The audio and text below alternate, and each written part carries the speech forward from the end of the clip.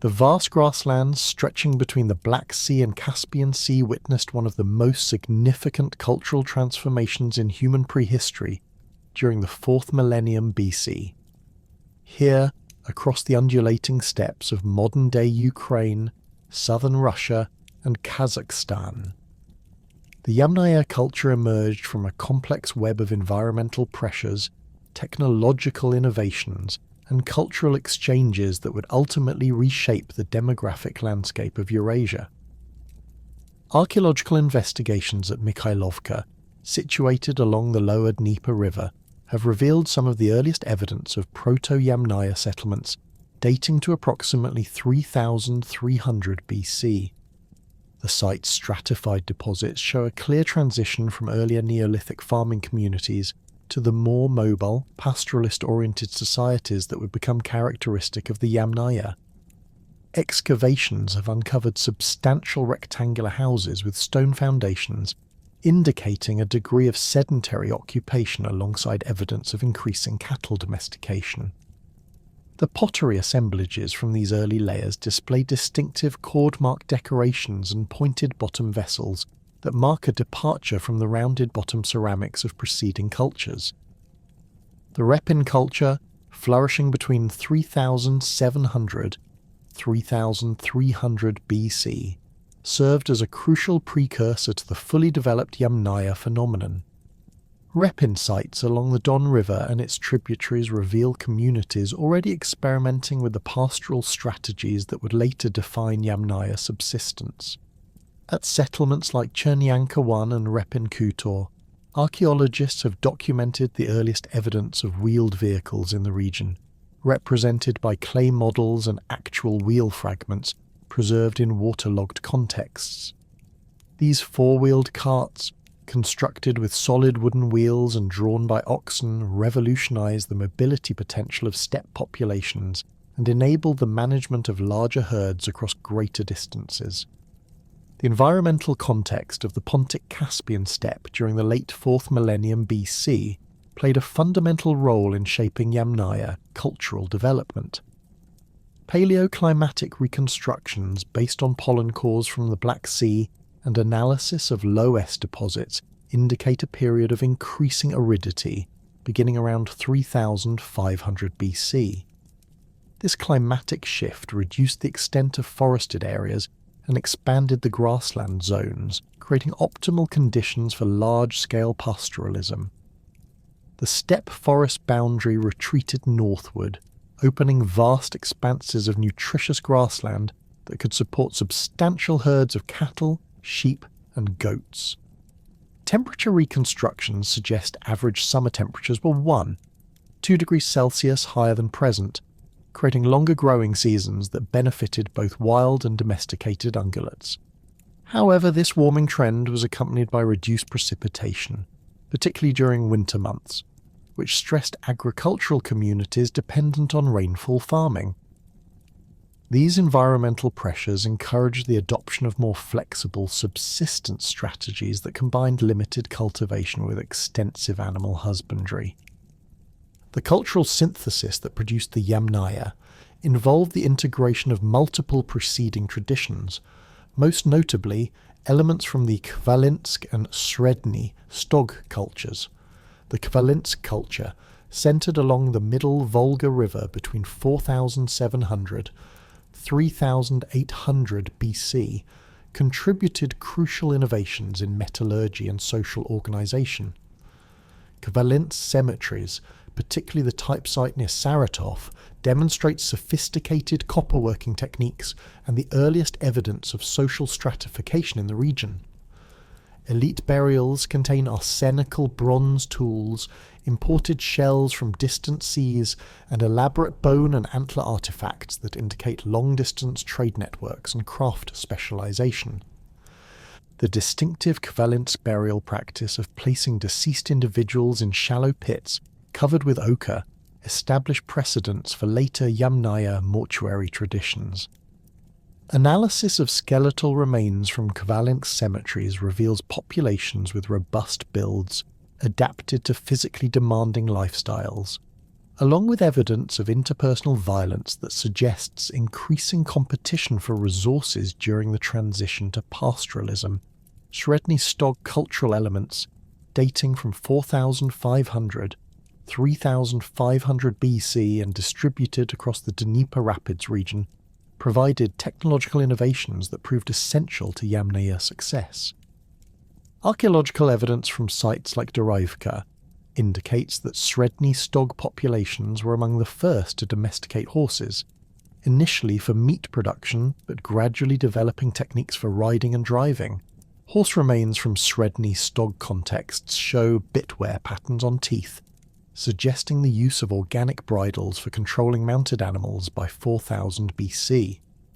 The integration of horse domestication with existing cattle and sheep herding practices created unprecedented opportunities for mobility and herd management. Mounted herders could monitor and control much larger territories than their pedestrian predecessors, enabling the exploitation of seasonal pastures across hundreds of kilometres.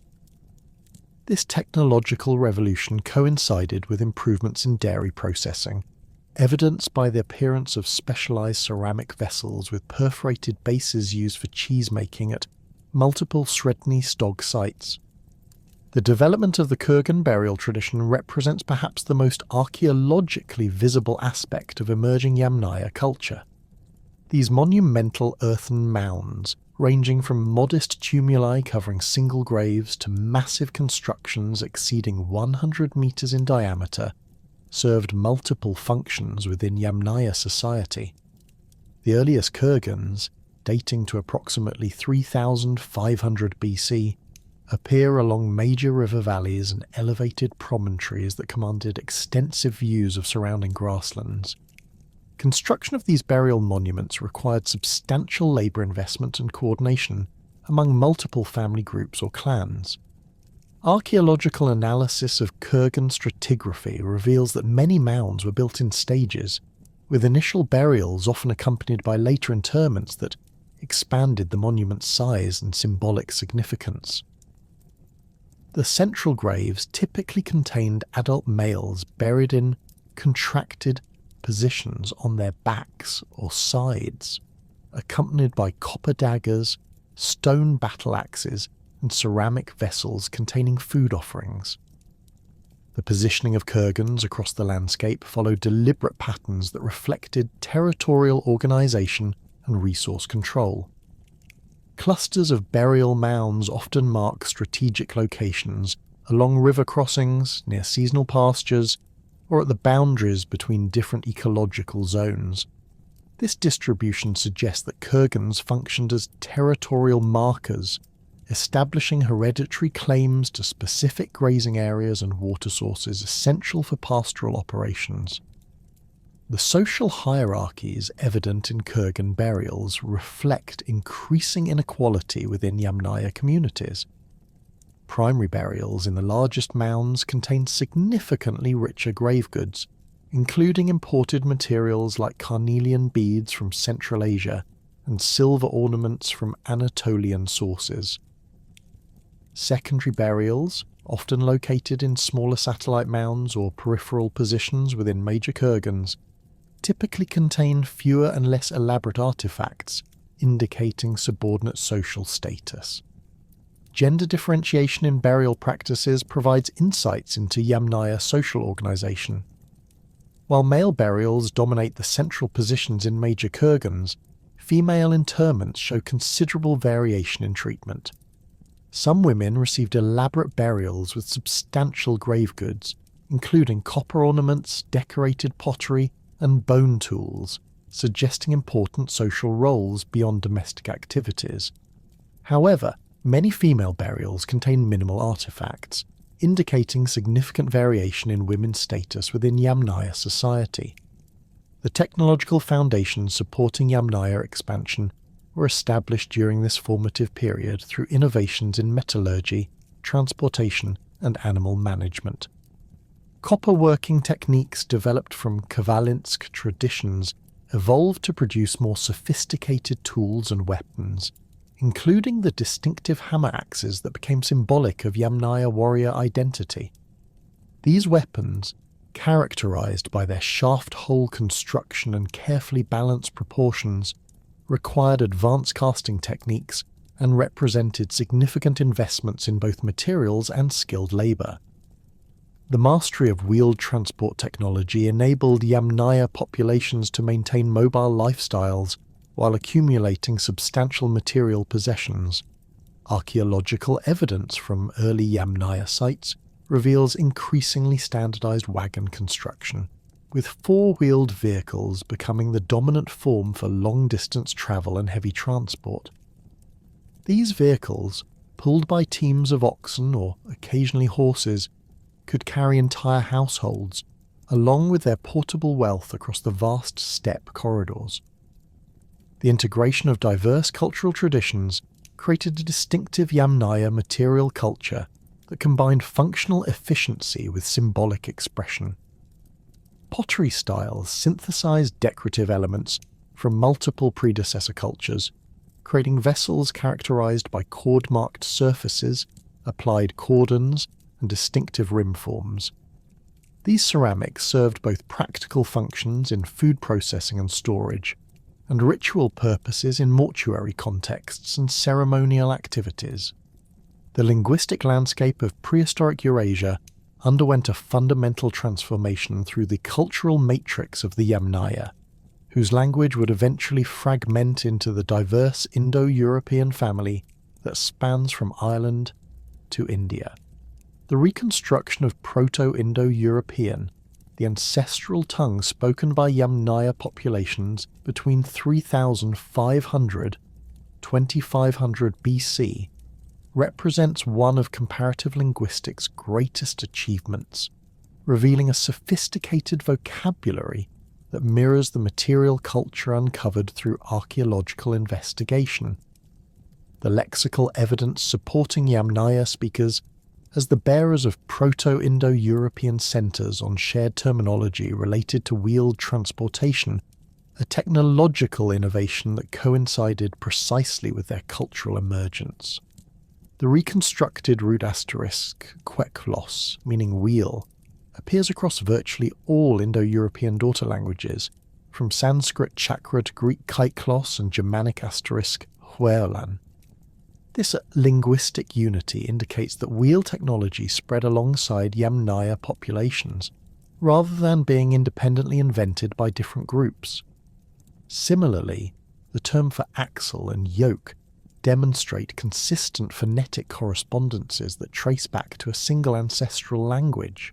The Proto-Indo-European vocabulary reveals an intimate familiarity with cattle husbandry that matches archaeological evidence from Yamnaya sites.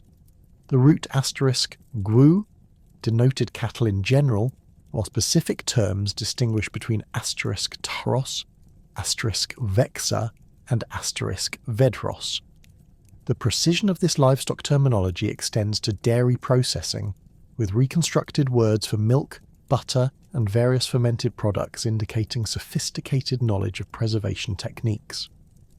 Archaeological confirmation comes from specialized ceramic vessels found at Yamnaya settlements, including perforated containers used for cheese-making and storage jars with residue analysis revealing dairy fats. Horse-related vocabulary provides equally compelling evidence for Yamnaya linguistic identity. The Proto-Indo-European term asterisk equos designated the domestic horse, distinct from wild equids, while asterisk markos referred to the riding horse specifically. The verb asterisk red meant to ride, and related terminology covered bridles, reins, and various aspects of horse management.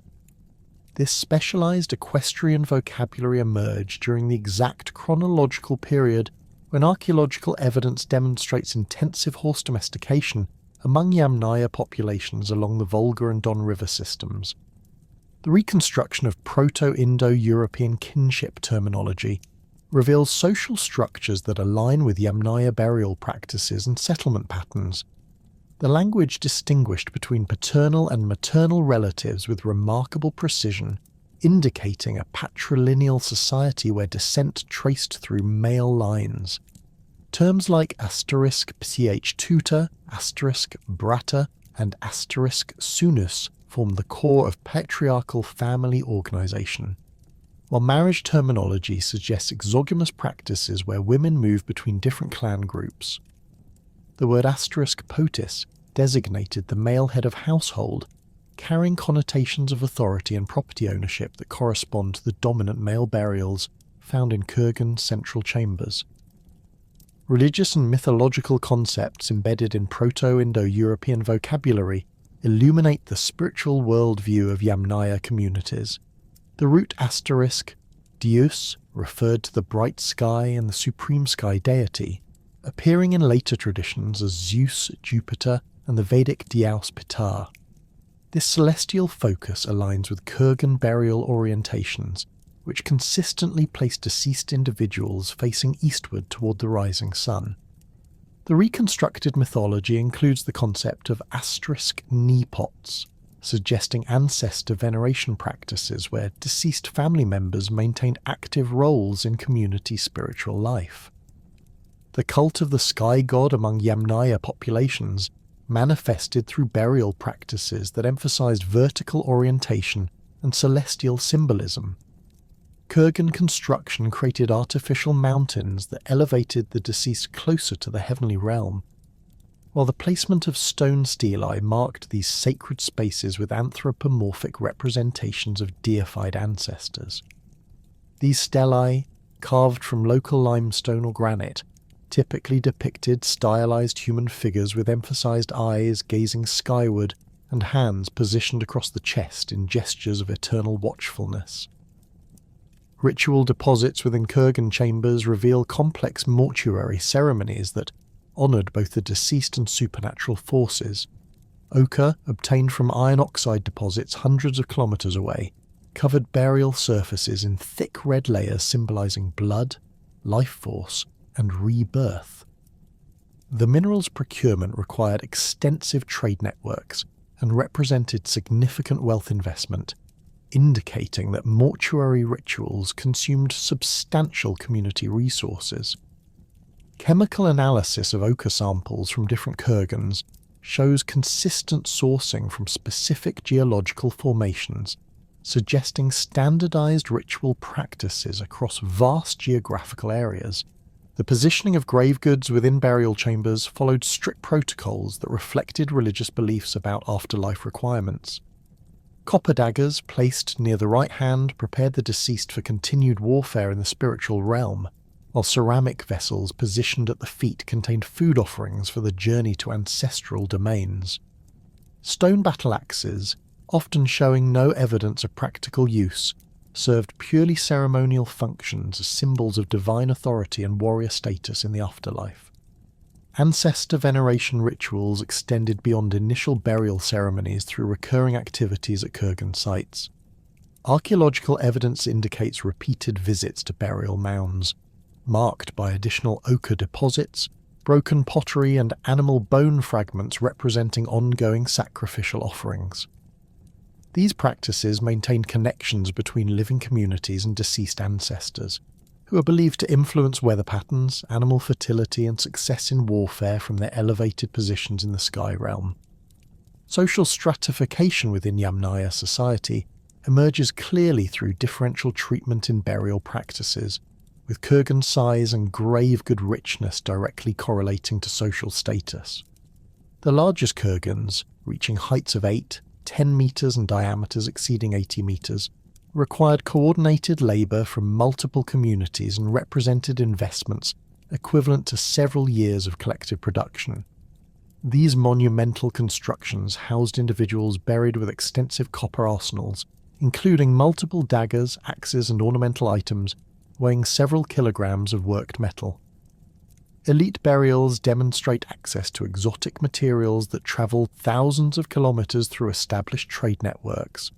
Carnelian beads from Gujarat, silver ornaments from Anatolian sources, and amber from Baltic forests appear exclusively in the richest graves, indicating that high-status individuals controlled long-distance exchange relationships.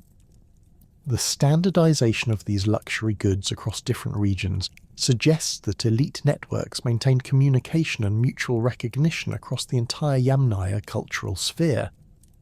Weapon deposits in elite graves reveal sophisticated metallurgical knowledge and specialized craft production.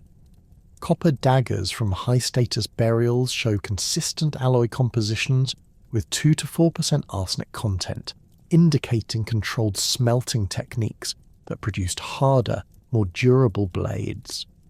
The uniform quality of these weapons across different regions demonstrates either centralized production centers or widespread knowledge transfer among skilled metalworkers. X-ray fluorescence analysis reveals that copper sources included ores from the Caucasus, Urals and Balkans, requiring extensive mining operations and transport networks. The emergence of warrior elites appears linked to increasing territorial competition as Yamnaya populations expanded across the steppe corridor. Skeletal analysis from elite burials reveals individuals with robust builds, healed fracture patterns consistent with combat injuries, and dietary signatures indicating high protein consumption typical of successful pastoral leaders. These physical characteristics distinguish elite males from general population samples, suggesting that social advancement correlated with physical prowess and martial success. Variations in Kurgan construction techniques reflect regional elite preferences and available resources. Western Yamnaya territories favoured stone-lined burial chambers covered with massive timber frameworks, while eastern regions employed simpler earth-cut graves beneath smaller mounds. These differences indicate local adaptation rather than cultural fragmentation, as grave good assemblages remain remarkably consistent across the entire distribution. The standardization of ritual practices alongside architectural variation suggests strong ideological unity maintained through elite networks despite geographical separation. Cultural innovations in metallurgy distinguished Yamnaya craftsmen from contemporary civilizations through their mastery of arsenical bronze production and sophisticated casting techniques. The development of shaft-hole axes required complex multi-piece molds and precise temperature control during casting, representing technological achievements that surpassed many settled agricultural societies. These weapons combined functional effectiveness with symbolic significance, as their distinctive forms became markers of Yamnaya cultural identity across Eurasia. Pottery production evolved distinctive stylistic traditions that marked Yamnaya cultural boundaries while incorporating influences from neighbouring populations. The characteristic cord mark decoration technique involved pressing twisted fibre cords into wet clay surfaces, creating geometric patterns that served both aesthetic and functional purposes. These surface treatments improved grip on vessel walls while creating distinctive visual markers of cultural affiliation. Regional variations in cord marking patterns suggest local pottery traditions within broader Yamnaya stylistic frameworks. Tool-making innovations included specialized implements for pastoral activities, including distinctive bone needles for leather working, antler picks for hide processing, and composite tools combining stone blades with wooden or bone handles. The standardization of tool forms across different regions indicates shared technological knowledge and possibly itinerant craftsmen who moved between communities. Wear pattern analysis on stone tools reveals intensive use in hide processing, bone working, and wood carving, supporting archaeological evidence for mobile lifestyles requiring portable material culture. The integration of wheeled transport technology with traditional steppe mobility created unique logistical capabilities that enabled Yamnaya expansion across unprecedented distances. Four-wheeled wagons pulled by oxen teams could transport entire households, including elderly individuals, young children, and accumulated wealth, while mounted herders managed livestock across seasonal migration routes. This transportation revolution eliminated previous constraints on steppe mobility and enabled the demographic movements that would ultimately spread Indo-European languages across Eurasia. The mastery of wheeled transport technology fundamentally transformed Yamnaya society during the late 4th and early 3rd millennia BC, creating unprecedented opportunities for mobility and economic expansion across the Pontic-Caspian steppes. Archaeological evidence from settlements along the Don and Volga rivers reveals the systematic adoption and refinement of four-wheeled cart construction, with excavations at sites like Ostany and Shakayevka uncovering complete wheel assemblages preserved in waterlogged contexts. These solid wooden wheels, typically measuring 70 centimetres in diameter, were constructed from 3 planks joined with wooden dowels and reinforced with leather bindings soaked in animal fat for weather resistance. The construction techniques employed in Yamnaya cart making demonstrate sophisticated woodworking knowledge adapted to steppe conditions. Wheel hubs were carved from dense hardwoods like oak or ash, with precisely fitted axle holes that minimized friction through the application of animal fat lubricants. The wheels themselves utilized a tripartite construction method, with 2 outer segments flanking a central plank that contained the hub assembly. This design distributed weight effectively while providing flexibility needed for rough terrain navigation. Dendrochronological analysis of preserved wheel fragments indicates selective harvesting of trees during optimal growth periods, suggesting specialized knowledge of wood properties and seasonal timing. Cart bodies featured rectangular platforms constructed from interwoven wooden slats secured with leather lashings, creating flexible structures that could absorb shock while maintaining structural integrity. The platform dimensions typically measured 3 meters in length and 1.5-2 meters in width, sufficient to accommodate family possessions, food supplies, and portable shelters during seasonal migrations. Side rails constructed from bent wood provided containment for loose materials while allowing easy loading and unloading. Canvas or leather covers, supported by wooden hoops, protected cargo from weather and created enclosed spaces for sleeping during extended journeys. The revolutionary impact of wheeled transport on Yamnaya mobility patterns emerges clearly through settlement distribution analysis and seasonal site occupation evidence. Unlike their pedestrian predecessors, who were limited to territories within walking distance of permanent water sources, Yamnaya communities could exploit grazing areas hundreds of kilometres apart through coordinated cart convoys. Archaeological surveys across the lower Don Basin reveal seasonal campsites positioned along ancient river terraces, with artefact assemblages indicating repeated occupation by the same groups returning annually to established grazing territories. Cattle herding formed the economic foundation of Yamnaya society, with archaeological evidence consistently demonstrating the predominance of bovine remains in faunal assemblages from settlement sites. At Mikhailovka 3, cattle bones comprise 65 to 70% of identified animal remains, with age profiles indicating sophisticated herd management strategies focused on milk production and breeding stock maintenance. The demographic structure of cattle herds reveals selective culling of young males for meat, while preserving mature females for dairy production and reproduction. This management approach maximized protein yields while maintaining breeding populations necessary for long-term sustainability. Osteological analysis of cattle remains from Yamnaya sites reveals selective breeding practices that produce larger, more robust animals compared to earlier Neolithic populations. Measurements of metacarpal and metatarsal bones indicate average shoulder heights of 130 centimetres for adult cows, representing a 15 to 20% increase over preceding domestic cattle populations.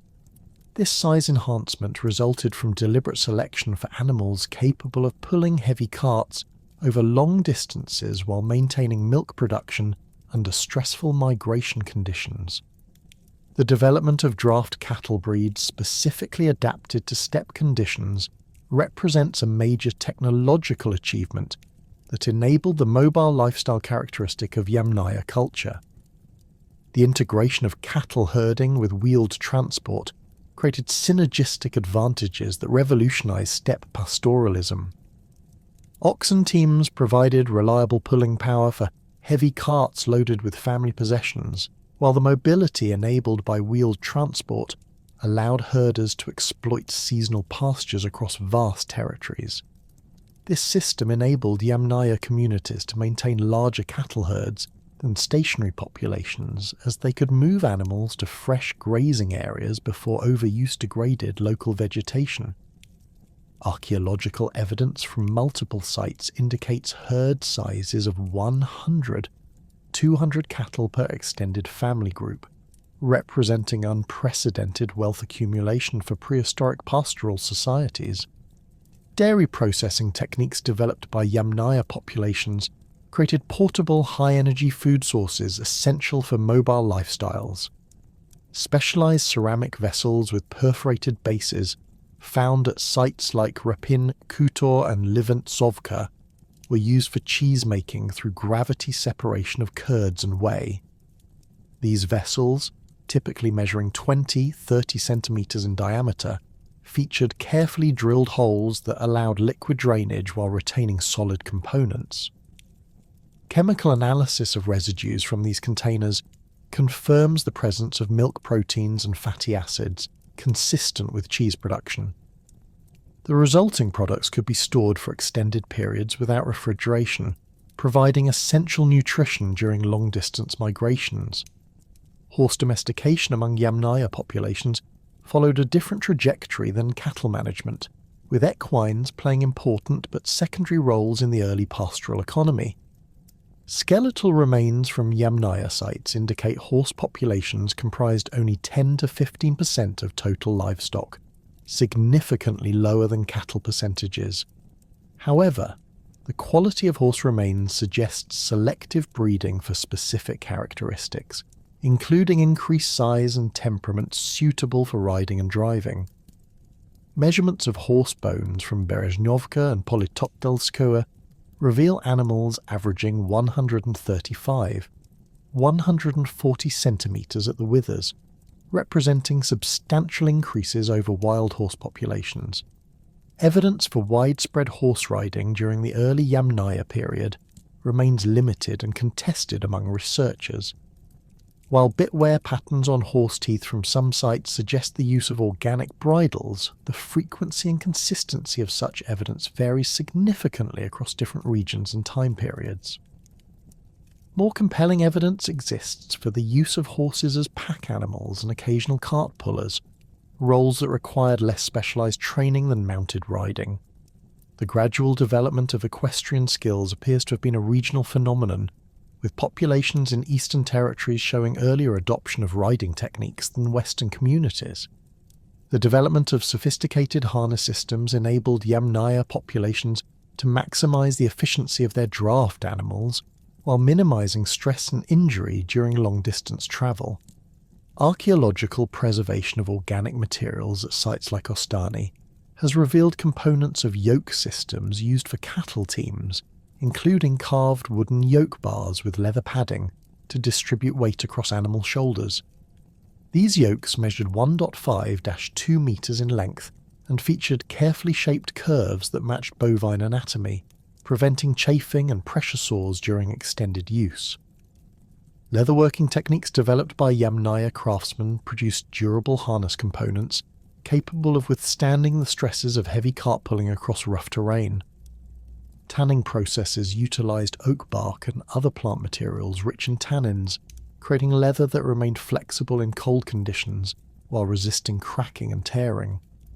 Harness construction employed multiple leather layers stitched together with sinew thread, creating composite materials stronger than individual components. Metal fittings, cast from arsenical bronze, provided connection points for traces and reins, while distributing stress loads across broader areas. Seasonal migration patterns followed by Yamnaya communities reveal sophisticated understanding of steppe ecology and resource management. Archaeological evidence from the Samara River Valley indicates coordinated movements between winter settlements in sheltered river valleys and summer grazing areas on elevated plateaus. These migrations, covering distances of 200-300 kilometers, were timed to coincide with optimal grass growth and water availability. Winter sites feature substantial semi-subterranean structures with stone-lined hearths, indicating prolonged occupation during harsh weather periods. The coordination of large-scale migrations required detailed knowledge of terrain, water sources, and seasonal weather patterns passed down through oral traditions. Route selection avoided areas prone to flooding or early snow accumulation, while ensuring access to adequate grazing and water supplies for large animal herds. Archaeological surveys have identified chains of temporary campsites along established migration corridors, marked by distinctive artifact assemblages and evidence of repeated occupation. These sites typically feature circular arrangements of post holes, indicating portable shelter construction, along with hearth areas and refuse deposits from brief occupations. Herd composition strategies employed by Yamnaya pastoralists balance multiple objectives including milk production, meat supply, draft power, and breeding stock maintenance. Optimal herd structures maintained ratios of approximately 60% adult females, 20% young animals of both sexes, and 20% mature males for breeding and draft purposes. This composition maximised reproductive potential while providing adequate work animals for transportation needs. Seasonal adjustments to herd composition included the culling of excess males during autumn months to reduce feed requirements during winter periods when grazing quality declined. The management of mixed herds, including cattle, sheep, goats, and horses, required sophisticated knowledge of different species' grazing preferences and social behaviours. Cattle served as the dominant herd animals, with their movements determining overall migration patterns and campsite selections. Sheep and goats, comprising 20 to 30% of total livestock, could exploit marginal grazing areas unsuitable for cattle while providing wool, milk, and meat. The integration of multiple species created resilient pastoral systems capable of adapting to environmental variations and resource fluctuations. Cart construction innovations developed by Yamnaya craftsmen address specific challenges of steppe travel, including river crossings, soft ground navigation, and heavy load transport. Waterproofing techniques employed pine tar and beeswax applications to wooden components, preventing rot and warping during wet conditions. Wheel reinforcement methods included iron bands fitted around wheel rims, distributing weight and preventing cracking on rocky surfaces. These technological improvements enabled cart use across diverse terrain types and extended vehicle operational lifespans significantly. The standardization of cart dimensions and construction techniques across Yamnaya territories suggests either centralized production centers or widespread knowledge transfer among craftsman communities. Measurements of wheel fragments from sites separated by thousands of kilometers show remarkable consistency in proportions and construction methods. This standardization facilitated interchangeability of components and simplified maintenance during long-distance travel. Common axle dimensions allowed wheels from different carts to be exchanged when needed, while standardized yoke measurements ensured compatibility with the various ox teams. The social fabric of Yamnaya communities reveals itself most clearly through the systematic analysis of burial patterns, where gender roles and hierarchical structures emerge with remarkable consistency across their vast territorial range. Archaeological excavations at major Kurgan complexes like Kutuluk and Berezhnovka demonstrate that patriarchal organization dominated Yamnaya society, with adult males occupying central positions in the largest burial mounds, while women and children received secondary placements that reflected their subordinate status within family structures. The positioning of male burials in Kurgan centres, accompanied by weapons and symbols of authority, indicates that inheritance of leadership roles followed patrilineal descent patterns, where sons succeeded fathers in controlling clan territories and livestock herds. Female burials within Yamnaya Kurgans display considerable variation in treatment that illuminates the complex nature of women's roles within these pastoral communities. High-status women, typically buried in substantial wooden chambers with copper ornaments, bone needles, and decorated pottery, appear to have wielded significant influence despite the overall patriarchal framework. These elite female interments often contain evidence of specialized craft activities, including bone tools for leatherworking, bronze awls for textile production, and ceramic vessels associated with dairy processing. The presence of such implements suggests that women controlled important aspects of household production and may have supervised the labour of subordinate family members. Marriage patterns reconstructed through skeletal analysis and burial associations indicate that Yamnaya communities practiced exogamous unions, where women moved between different clan groups to establish new family alliances. Isotopic analysis of tooth enamel from female skeletons reveals childhood residence in different geological regions than their final burial locations, confirming that women travelled significant distances to join their husbands' communities. This pattern of female mobility created kinship networks that spanned hundreds of kilometres and facilitated the exchange of information, resources, and cultural practices between distant Yamnaya settlements. The treatment of children in Yamnaya burial contexts provides insights into family structures and socialization practices within these pastoral societies. Infant burials, while relatively rare due to preservation issues, typically occur in close proximity to adult female interments, suggesting strong mother-child bonds that continued into the afterlife. Older children, particularly boys approaching adolescence, receive increasingly elaborate burial treatment that mirrors adult male patterns, including miniature weapons and tools that prepared them for warrior roles. The gradual transition from simple child burials to complex adult interments reflects systematic age-grading processes that marked important life transitions within Yamnaya communities. Extended family structures among Yamnaya populations encompassed multiple generations living and travelling together in coordinated groups that managed substantial livestock herds and territorial claims. Archaeological evidence from settlement sites like Mikhailovka reveals household clusters containing 3 or 4 individual dwelling structures arranged around central activity areas, suggesting residential patterns where married sons remained within their father's compounds while establishing separate nuclear family units. These multi-generational households provided labour forces necessary for managing large cattle herds, while maintaining the social cohesion required for coordinated migrations across seasonal grazing territories. The economic foundation of Yamnaya society rested primarily on cattle herding, with archaeological evidence consistently demonstrating the overwhelming importance of bovine livestock in both subsistence and wealth accumulation.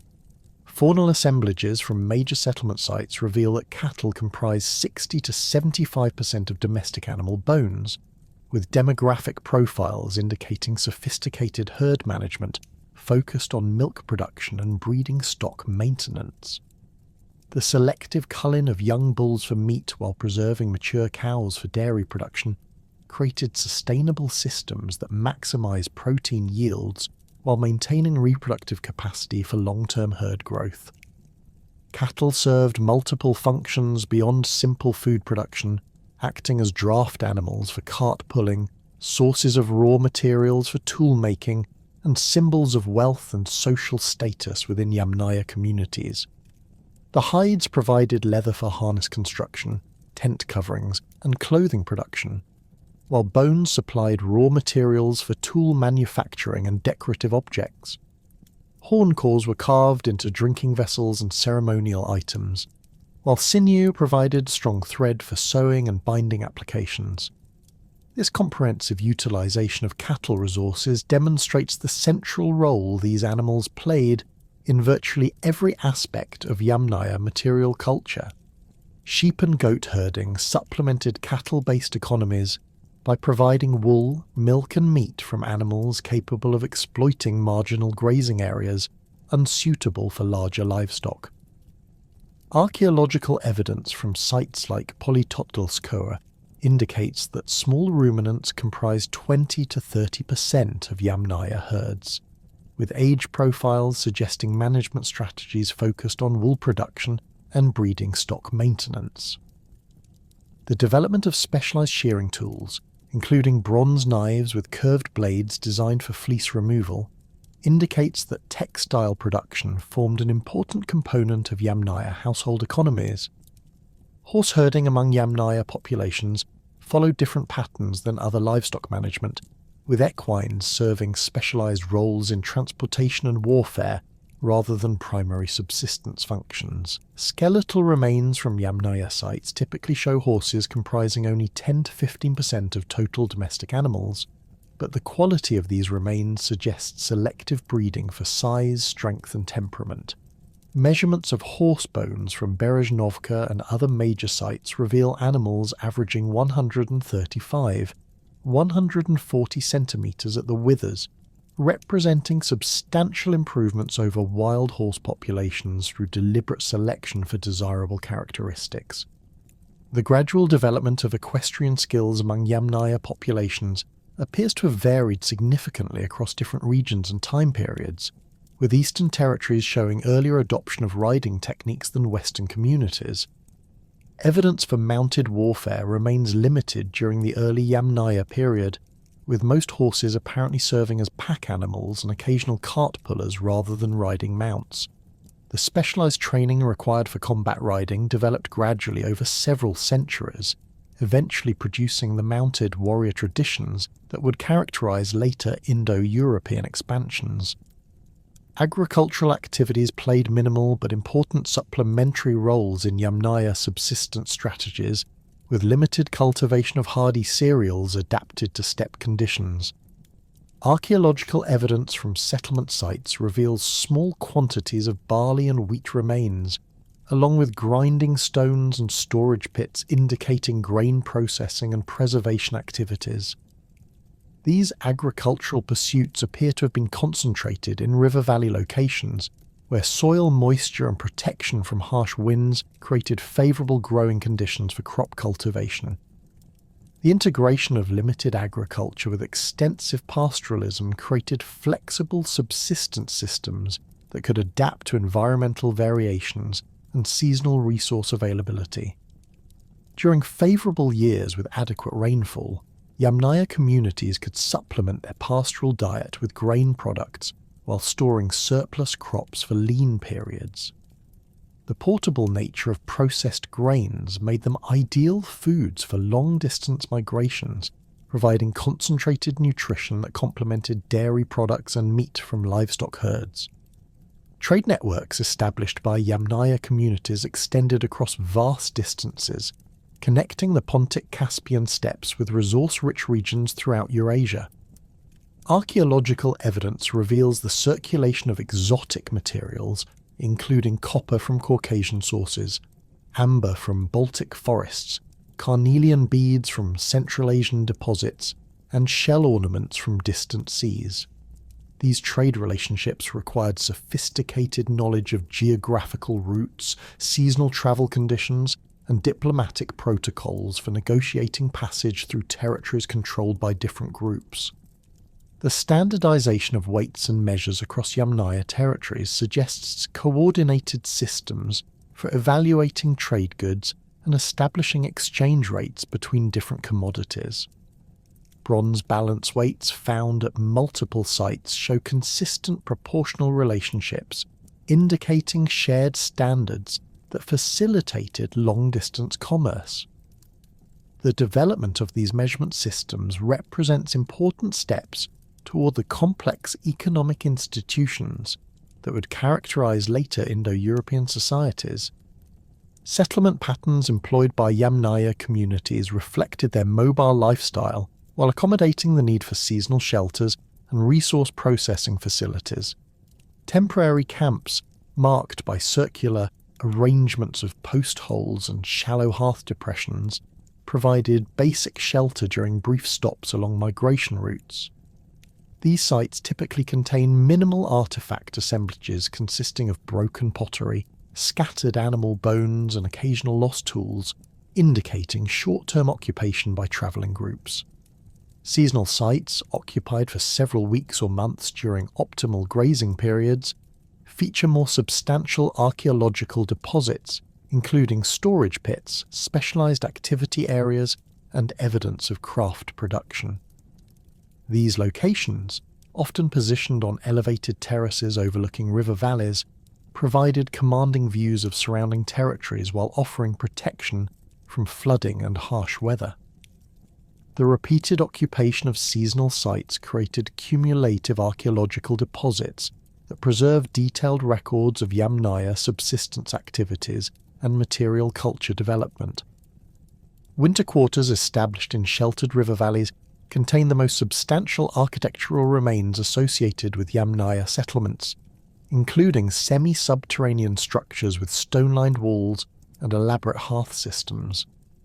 These permanent installations, occupied during harsh winter months when migration became impractical, featured storage facilities for fodder and grain supplies, workshops for tool production and maintenance, and specialised areas for craft activities. The investment in substantial winter architecture indicates that Yamnaya mobility patterns followed predictable seasonal cycles that returned communities to established base camps on annual schedules. The construction techniques employed in Yamnaya winter dwellings adapted Mediterranean architectural traditions to steppe environmental conditions, creating structures capable of withstanding severe cold while conserving fuel resources. Walls constructed from stacked stone slabs provided thermal mass that absorbed heat during the day and released it gradually during cold nights. Roofing systems utilised wooden beams covered with layers of bark, sod and animal hides, creating insulated barriers that prevented heat loss while shedding precipitation. Interior arrangements within Yamnaya dwellings reflected family hierarchies and functional requirements for various household activities. Central hearth areas, lined with carefully selected stones and equipped with draft control systems, provided heating and cooking facilities while serving as focal points for family gatherings. Sleeping areas, typically located along walls away from entrances, featured raised platforms covered with animal furs and woven textiles. Storage zones near dwelling entrances provided easy access to tools and supplies while protecting valuable items from theft. Pottery production among Yamnaya communities combined functional requirements with aesthetic preferences that marked cultural identity and regional variations. The characteristic cord-mark decoration technique involved pressing twisted fibre cords into wet clay surfaces, creating geometric patterns that improved vessel grip while displaying artistic sensibilities. Regional variations in cord marking patterns suggest local pottery traditions within broader Yamnaya stylistic frameworks, with communities developing distinctive decorative elements while maintaining overall cultural coherence. Ceramic vessel forms reflected specific functional requirements related to mobile lifestyles and pastoral subsistence activities. Large storage jars with narrow mouths and thick walls provided secure containers for grain, dairy products and other valuable commodities during long-distance travel. Cooking pots featured rounded bottoms that distributed heat evenly while preventing cracking on uneven surfaces. Drinking vessels, often decorated with elaborate cord patterns, serve both practical and ceremonial functions during communal gatherings and ritual activities. Personal ornaments found in Yamnaya burials reveal sophisticated aesthetic sensibilities and complex systems of social signalling through material display. Copper and bronze jewellery, including spiral bracelets, torque necklaces and elaborate hair ornaments, demonstrated access to metal resources and skilled craftsmen while marking the wearer's status within community hierarchies. The standardization of ornament styles across vast geographical areas indicates shared aesthetic preferences and possibly itinerant craftsmen who moved between different communities. Bone and antler working produced functional tools and decorative objects that combined practical utility with artistic expression. Carved bone needles, essential for leather and textile work, featured elaborate decorative elements including geometric patterns and stylized animal motifs. Antler picks used for hide processing and other tasks displayed careful attention to ergonomic design and surface finishing. The investment of time and skill in decorating utilitarian objects reflects cultural values that emphasize craftsmanship and aesthetic quality in everyday material culture. Tool production among Yamnaya communities emphasized portability and multifunctional design, suitable for mobile lifestyles requiring frequent equipment transport. Stone tools, primarily manufactured from high-quality flint obtained through trade networks, featured standardized forms that maximize cutting efficiency while minimizing weight and bulk. Composite tools combining stone blades with wooden or bone handles created effective implements that could be easily repaired or modified using locally available materials. Weapon manufacturing represented one of the most sophisticated aspects of Yamnaya material culture, with copper and bronze implements displaying advanced metallurgical knowledge and specialized production techniques. The distinctive hammer axes that symbolized Yamnaya warrior identity required complex casting procedures using multi-piece molds and precise temperature control during metal working. These weapons combined functional effectiveness with symbolic significance, serving as markers of adult male status and clan affiliation within warrior-dominated social hierarchies. The construction of Kurgan burial complexes represented the most monumental architectural achievements of Yamnaya society, requiring sophisticated engineering knowledge and coordinated labour efforts that mobilised entire communities for weeks or months at a time. The largest kurgans, such as those found at the Berezhnovka cemetery complex along the Volga River, demonstrate remarkable technical proficiency in earthwork construction and structural engineering. These massive burial mounds, reaching heights of 12, 15 metres and diameters exceeding 100 metres, were built through carefully planned construction sequences that began with the excavation of central burial chambers up to 4 metres deep, lined with precisely fitted stone slabs quarried from distant sources and transported using ox-drawn carts. The stone circle foundations that surrounded many Kurgan burial chambers reveal sophisticated understanding of load distribution and structural stability principles.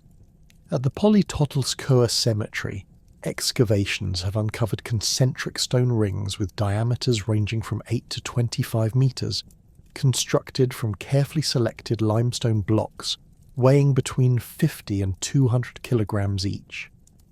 These stones were shaped using bronze tools and wooden wedges, creating interlocking joints that distributed the enormous weight of overlying earthen mounds without settling or collapse.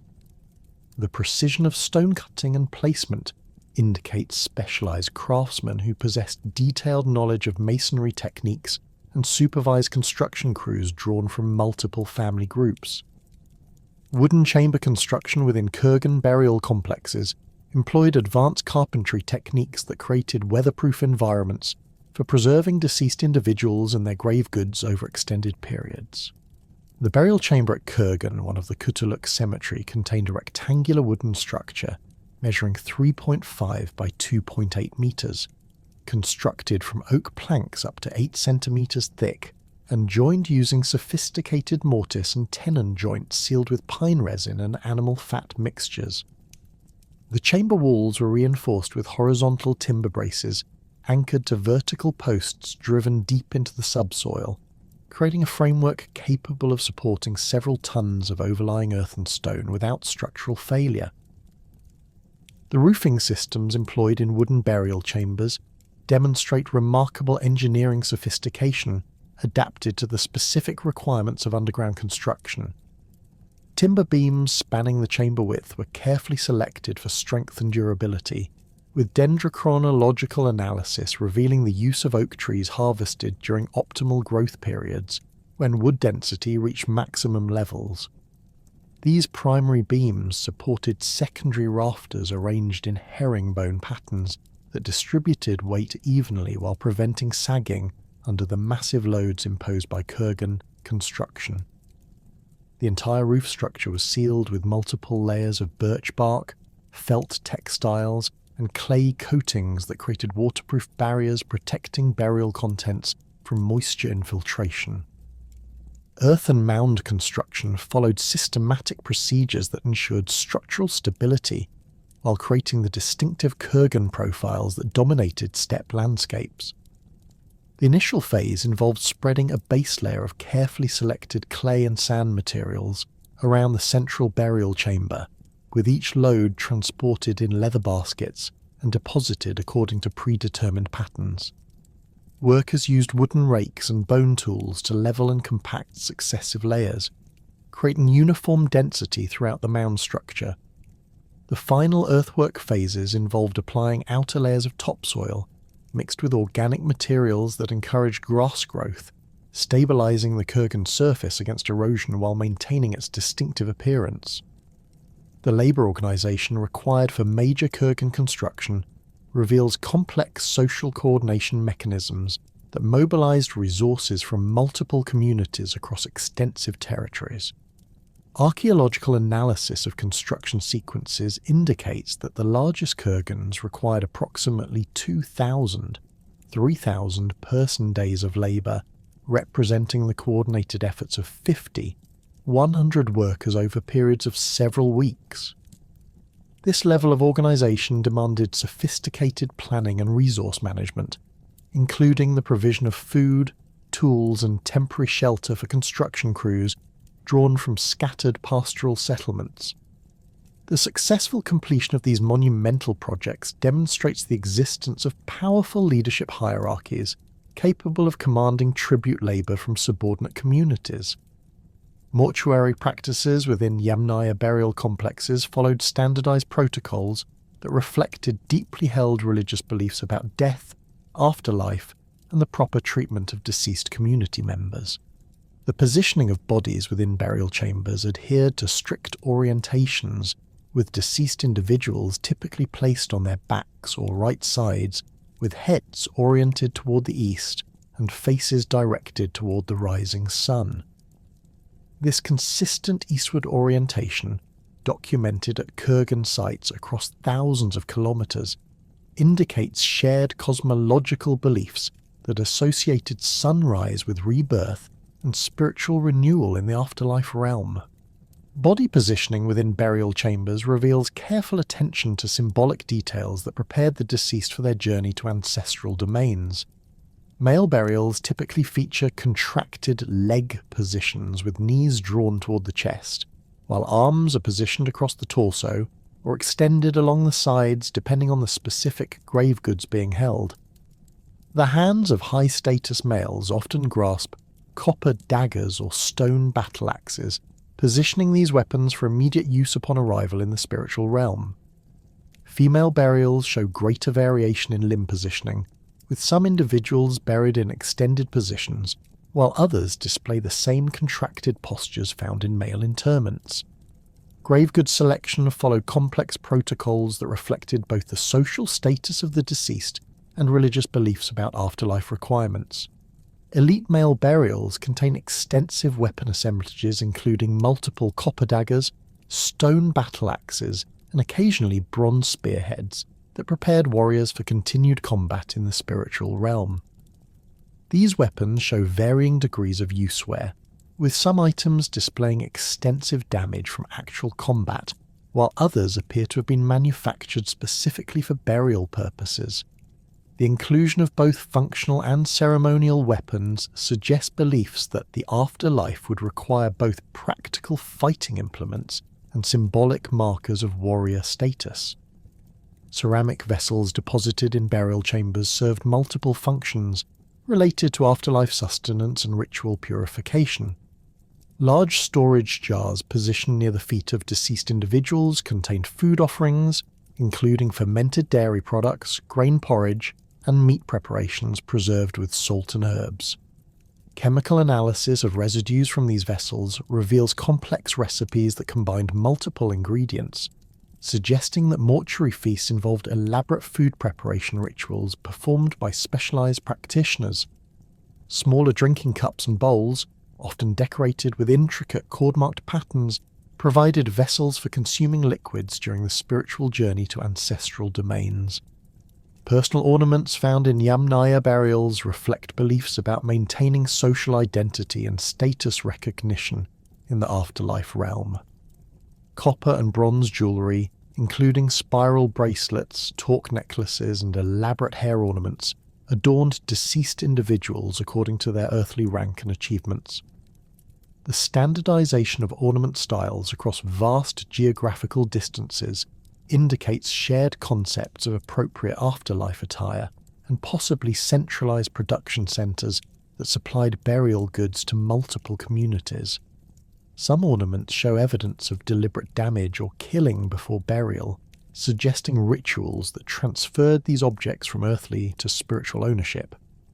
Evidence for animal sacrifice within Kurgan burial complexes appears consistently across Yamnaya territories, with cattle, sheep, and horses deposited in chambers adjacent to human interments or in separate pits within the same mound structure.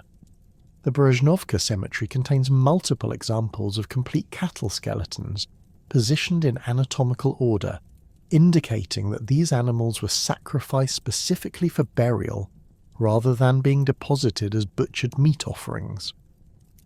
The careful positioning of animal remains suggests ritual protocols that honoured both the deceased human and the sacrificed animals as companions for the afterlife journey.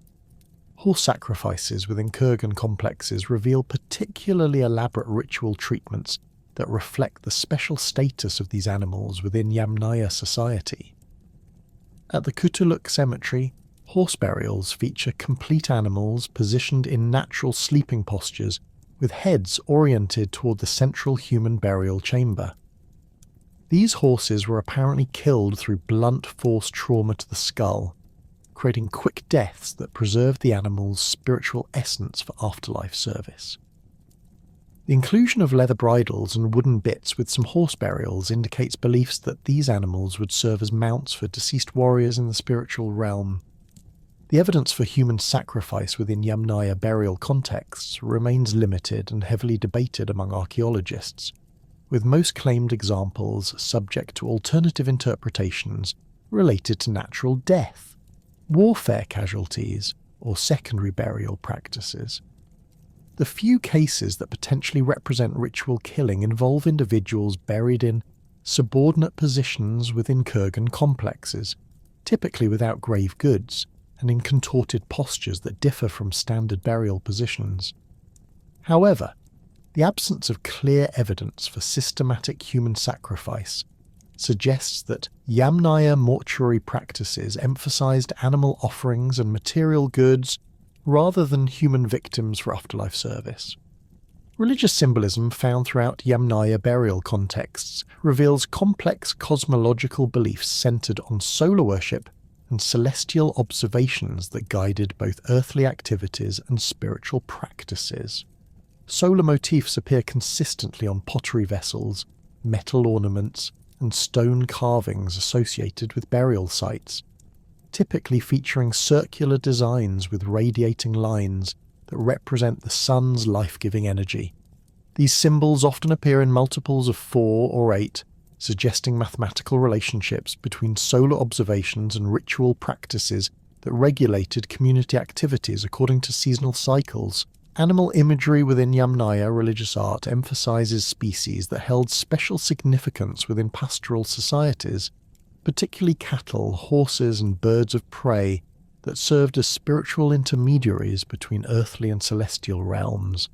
Stylized bull representations, carved on stone stele and engraved on metal objects, display exaggerated horns and muscular bodies that emphasize masculine power and fertility.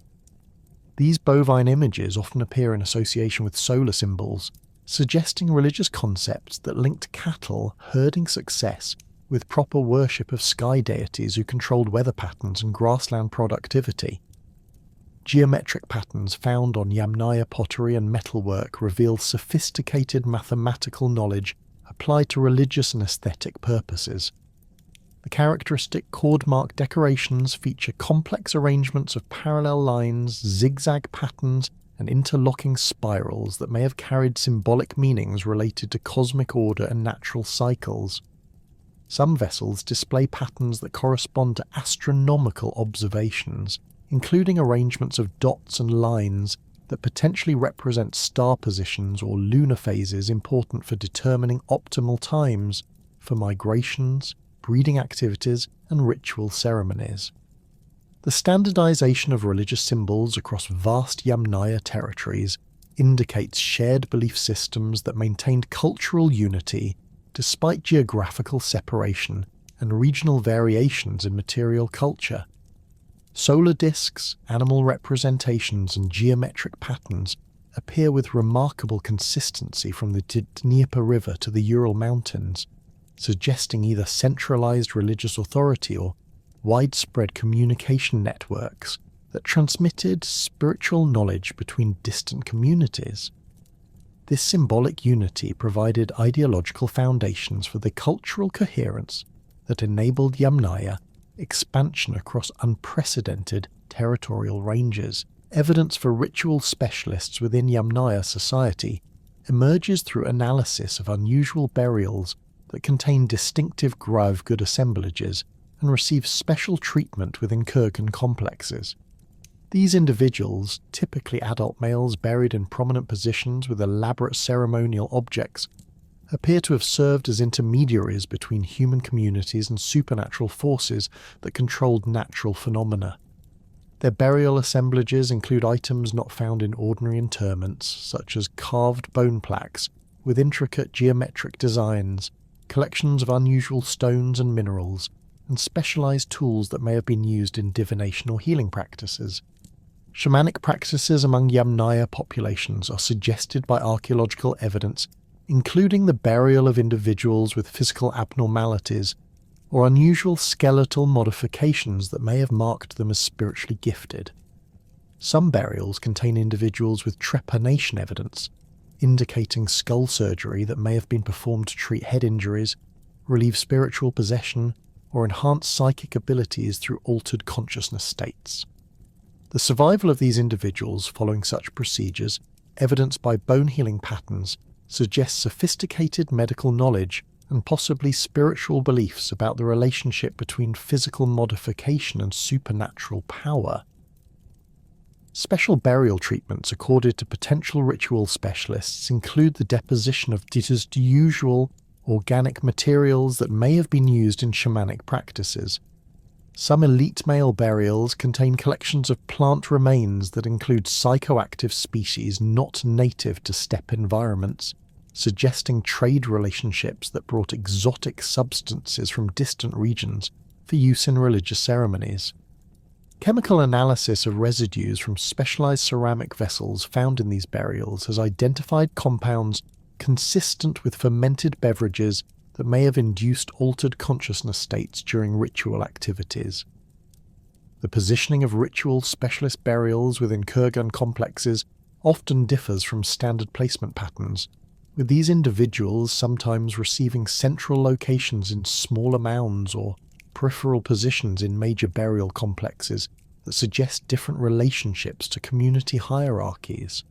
Some apparent shamans were buried with their heads oriented toward cardinal directions other than east, possibly reflecting specialized roles that required different spiritual orientations or connections to supernatural forces associated with specific geographical directions.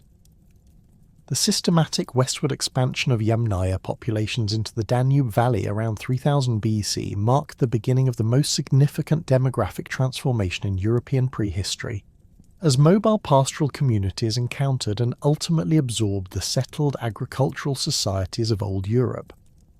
Archaeological evidence from sites like Cernavoda in Romania and Ezero in Bulgaria reveals the dramatic cultural discontinuities that occurred when Yamnaya migrants established permanent settlements along major river systems, bringing with them revolutionary technologies and social organizations that would fundamentally alter the trajectory of European civilization.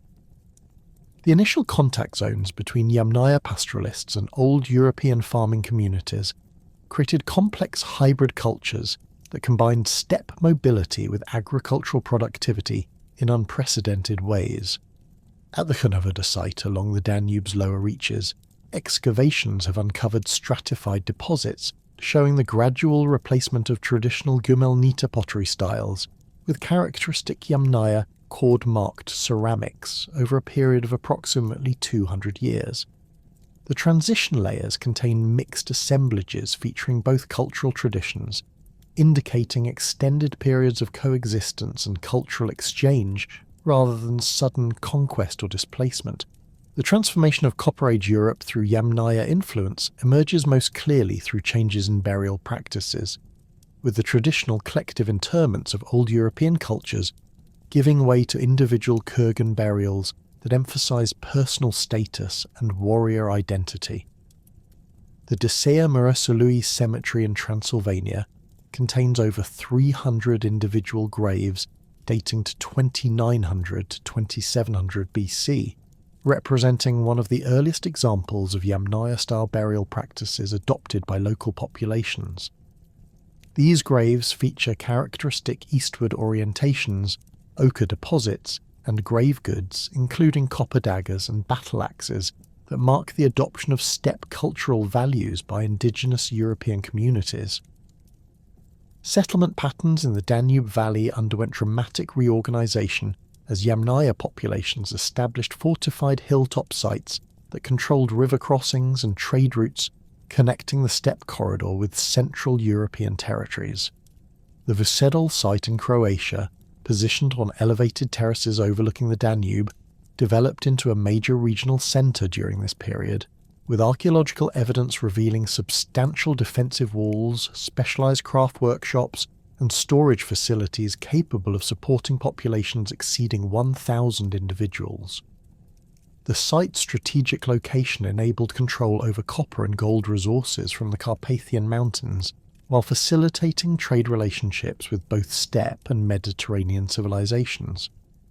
Technological innovations introduced by Yamnaya migrants revolutionized European metallurgy through the widespread adoption of arsenical bronze production techniques and sophisticated casting methods previously unknown in old European cultures. Workshop areas at sites like Varna and Durankulak contain crucible fragments and mould assemblages indicating the local production of Yamnaya-style weapons and tools using improved alloy compositions that produced harder, more durable implements. The standardization of metal tool forms across the Danube Valley reflects either centralized production centers or rapid knowledge transfer among craftsmen communities adapting to steppe technological traditions. The introduction of wheeled transport technology into old European contexts created unprecedented opportunities for long-distance trade and cultural exchange, with archaeological evidence revealing the rapid adoption of cart construction techniques throughout the Danube basin. Wheel fragments and axle assemblages from sites like Budakalash in Hungary demonstrate local adaptation of steppe vehicle designs using European hardwood species and modified construction methods suited to different terrain conditions. These technological transfers enabled European communities to participate in expanded trade networks that connected Atlantic and Mediterranean regions with Central Asian resource zones. Linguistic evidence supports archaeological data indicating extensive population mixing and cultural synthesis in Danube Valley contact zones, with Proto-Indo-European vocabulary related to agriculture and metallurgy showing borrowings from pre-Indo-European substrate languages spoken by indigenous European populations. Reconstructed terms for specific crop varieties, local animal species, and regional geographical features demonstrate prolonged bilingual periods during which Yamnaya migrants adopted local knowledge while transmitting their own cultural traditions. This linguistic synthesis created the foundations for later European Indo-European languages that retained both steppe and Old European elements. The northward expansion of Yamnaya populations into the North Caucasus region around 2900 BC brought steppe pastoralists into contact with the sophisticated Makop culture. creating one of the most significant technological and cultural exchange relationships in prehistoric Eurasia. The Maykop civilization, centered in the Kuban River Valley and known for its elaborate metalworking traditions and monumental burial complexes, possessed advanced knowledge of bronze production, wheel construction, and long-distance trade that complemented and enhanced Yamnaya pastoral technologies. Archaeological evidence from sites like Ust-Zheguta and Kladi reveals the establishment of mixed Yamnaya-Maykop communities that combined steppe mobility with Caucasian craft specialization, creating hybrid cultures that accelerated technological development throughout the region. These settlements feature architectural elements from both traditions, including Yamnaya-style semi-subterranean winter dwellings, combined with Maykop above-ground structures constructed using sophisticated stoneworking techniques. The integration of different building traditions created more efficient residential complexes adapted to local environmental conditions while maintaining cultural identities from both parent populations. Metallurgical innovations resulting from Yamnaya-Maykop interactions produced some of the most advanced bronze working techniques in the ancient world, with archaeological evidence revealing the development of complex alloy compositions and sophisticated casting methods that surpassed contemporary civilizations in technical achievement. Workshop areas at Maykop sites contain evidence for the production of arsenical bronze implements with arsenic contents ranging from 3 to 8%, indicating precise control over alloy composition to achieve optimal hardness and durability characteristics. The standardization of these advanced metallurgical techniques across both Yamnaya and Maykop territories suggests intensive knowledge sharing and possibly joint training programs for specialized craftsmen.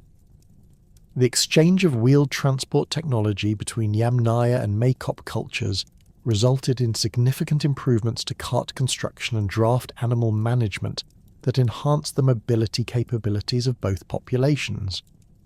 Maykop contributions included advanced harness systems using bronze fittings and leatherworking techniques that produced more durable and efficient equipment for long-distance travel. Archaeological preservation at waterlogged sites has revealed complete harness assemblages featuring bronze rings, strap distributors, and decorative elements that represent substantial improvements over earlier Yamnaya organic-only harness systems. Trade network expansion through Yamnaya-Maykop cooperation created unprecedented connections between steppe pastoral economies and Near Eastern civilizations, with archaeological evidence revealing the circulation of exotic materials across vast geographical distances. Lapis lazuli from Afghanistan, carnelian from Gujarat, and silver from Anatolian sources appear in both Yamnaya and Maykop archaeological contexts, indicating coordinated trade relationships that spanned thousands of kilometers. These exchange networks required sophisticated knowledge of geographical routes, seasonal travel conditions, and diplomatic protocols for negotiating passage through territories controlled by different cultural groups. The establishment of Yamnaya-influenced cultures across Eastern Europe proceeded through a combination of migration, cultural adoption, and population mixing that created distinctive regional variants while maintaining overall cultural coherence. The corded ware culture, emerging around 2900 BC across Central and Northern Europe, represents one of the most successful adaptations of Yamnaya cultural elements to different environmental and social contexts. Archaeological sites from Poland to Scandinavia reveal the adoption of characteristic Yamnaya burial practices, cord-marked pottery styles, and battle-axe weapon traditions by local populations who maintained many aspects of their indigenous cultural practices. Settlement patterns associated with corded ware expansion show the establishment of small farming communities that combined limited agriculture with animal husbandry, creating mixed subsistence economies adapted to European forest environments. Sites like Brunusite in Poland and Flintbeck in Germany feature rectangular longhouses constructed using local timber resources and traditional European building techniques, but containing artifact assemblages that clearly derive from Yamnaya cultural traditions. These hybrid communities maintained connections with steppe populations while developing distinctive regional characteristics that reflected local environmental conditions and cultural preferences.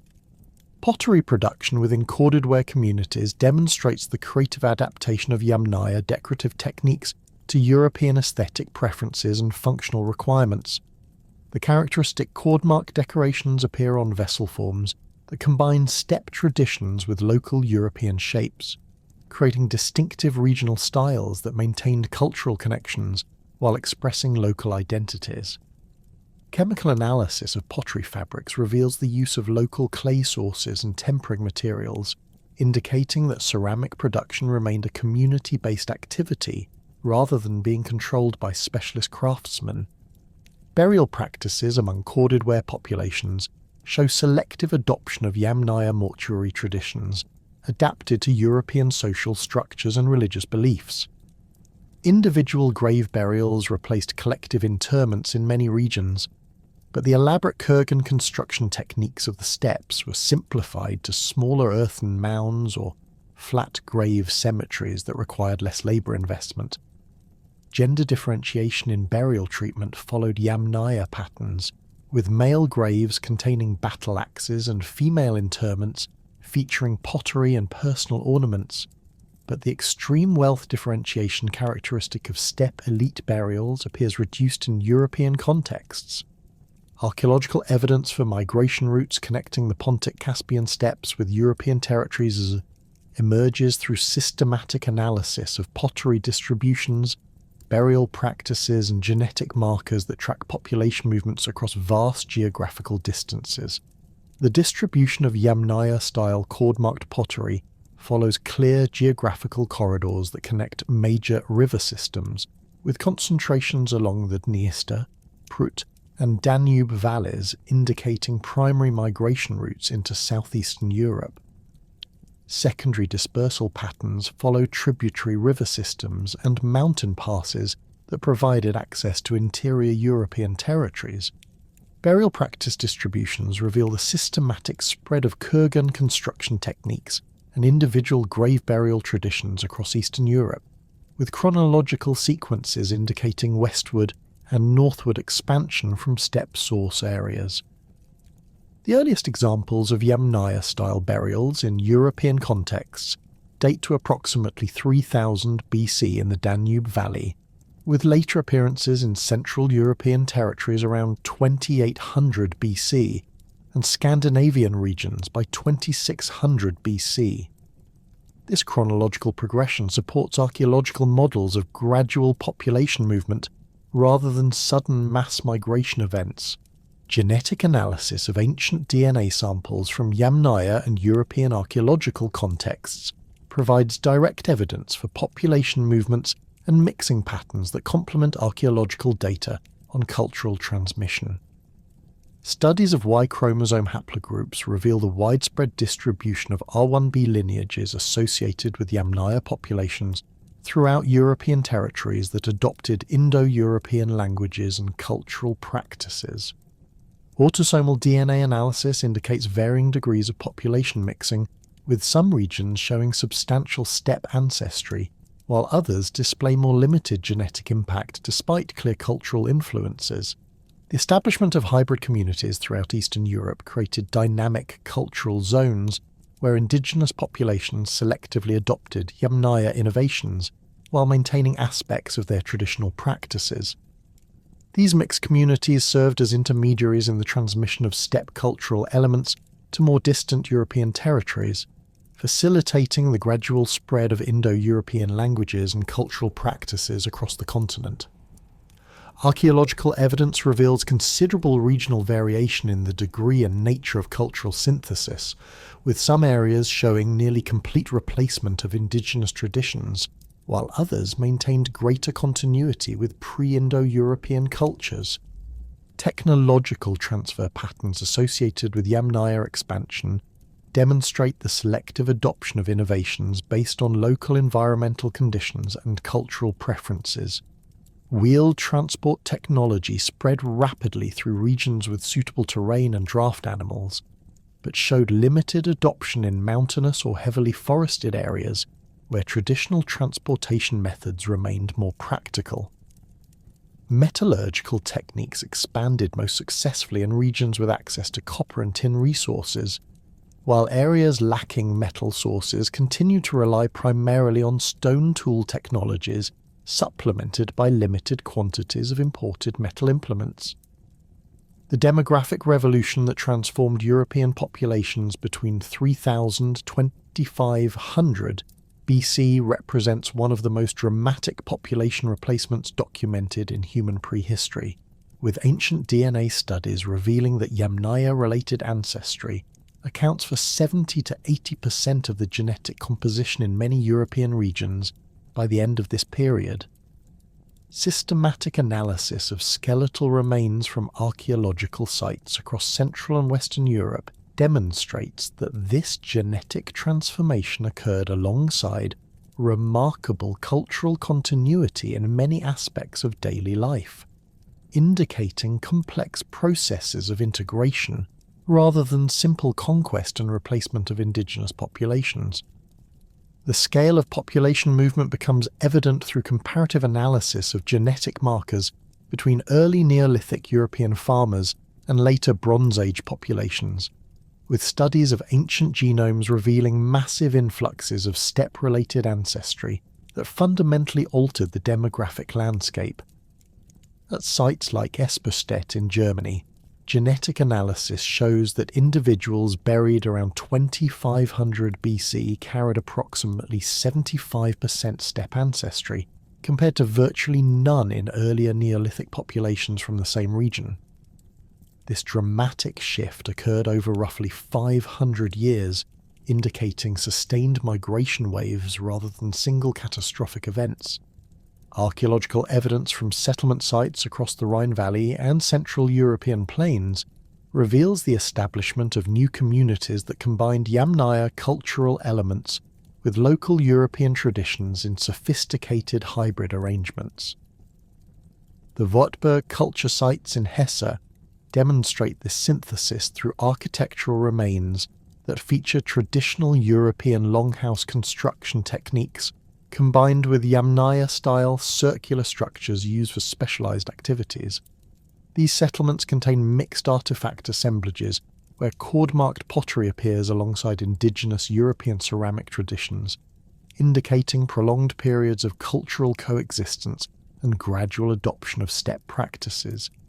The technological advantages that enabled Yamnaya expansion become particularly evident through their revolutionary wheeled transport systems, which provided unprecedented mobility for entire family groups, along with their accumulated possessions and livestock herds.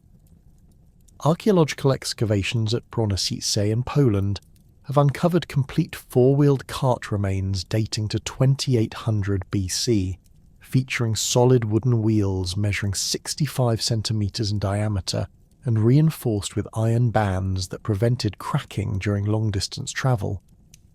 These vehicles, pulled by teams of specially trained oxen, could transport loads exceeding 500 kilograms across diverse terrain types, enabling Yamnaya communities to maintain mobile lifestyles while accumulating substantial material wealth.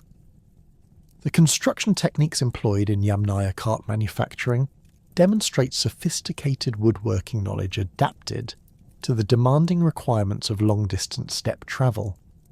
Wheel assemblies utilize tripartite construction methods with carefully fitted hub mechanisms that minimize friction through the application of animal fat lubricants and leather gaskets.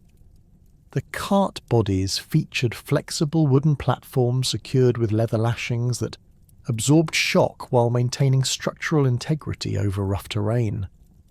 Canvas or leather covers supported by wooden hoops protected cargo from weather, while creating enclosed spaces for sleeping during extended journeys.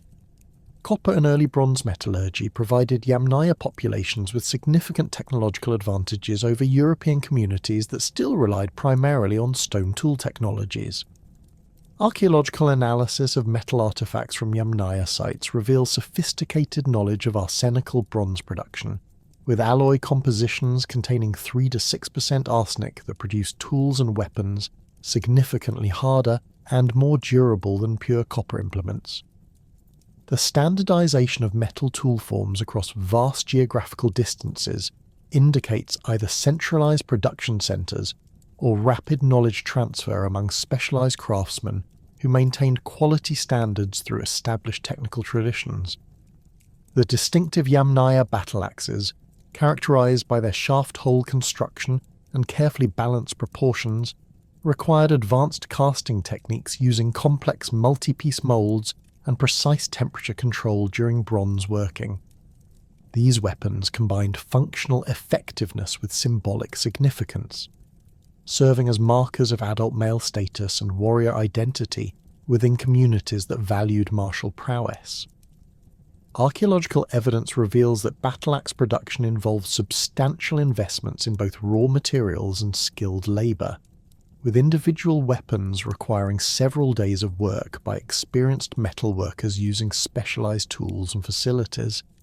Pastoral mobility strategies developed by Yamnaya populations created flexible economic systems that could exploit seasonal resources across vast territories while maintaining year-round productivity. Their sophisticated understanding of grassland ecology enabled the management of mixed herds containing cattle, sheep, goats and horses that utilized different grazing niches within steppe environments.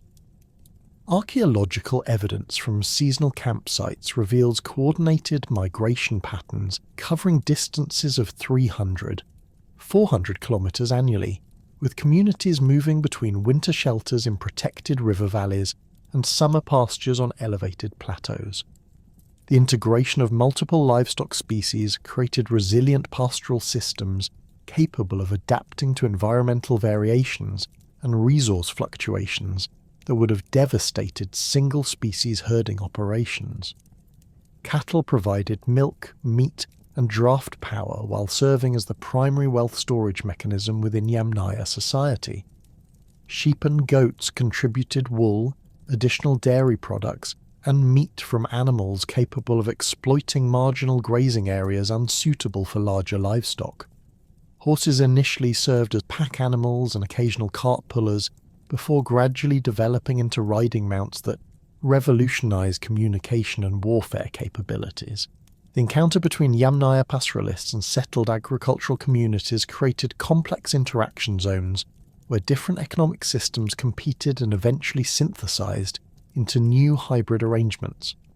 Archaeological evidence from the Middle Danube region reveals the establishment of mixed communities that combined extensive animal husbandry with limited crop cultivation, creating more diversified subsistence strategies than either parent culture had practiced independently.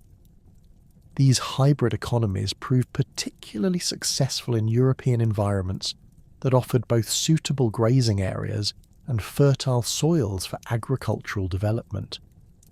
Settlement patterns in contact zones show the gradual transformation of European agricultural villages through the adoption of Yamnaya architectural elements and spatial organization principles. Sites like Vucedol in Croatia developed into major regional centers that controlled trade routes while incorporating both cultural traditions into their material assemblages. The site's elevated position overlooking the Danube River provided strategic advantages for monitoring river traffic while offering defensive positions against potential threats. Archaeological excavations reveal substantial fortification walls constructed using local stone resources but following design principles derived from steppe defensive traditions.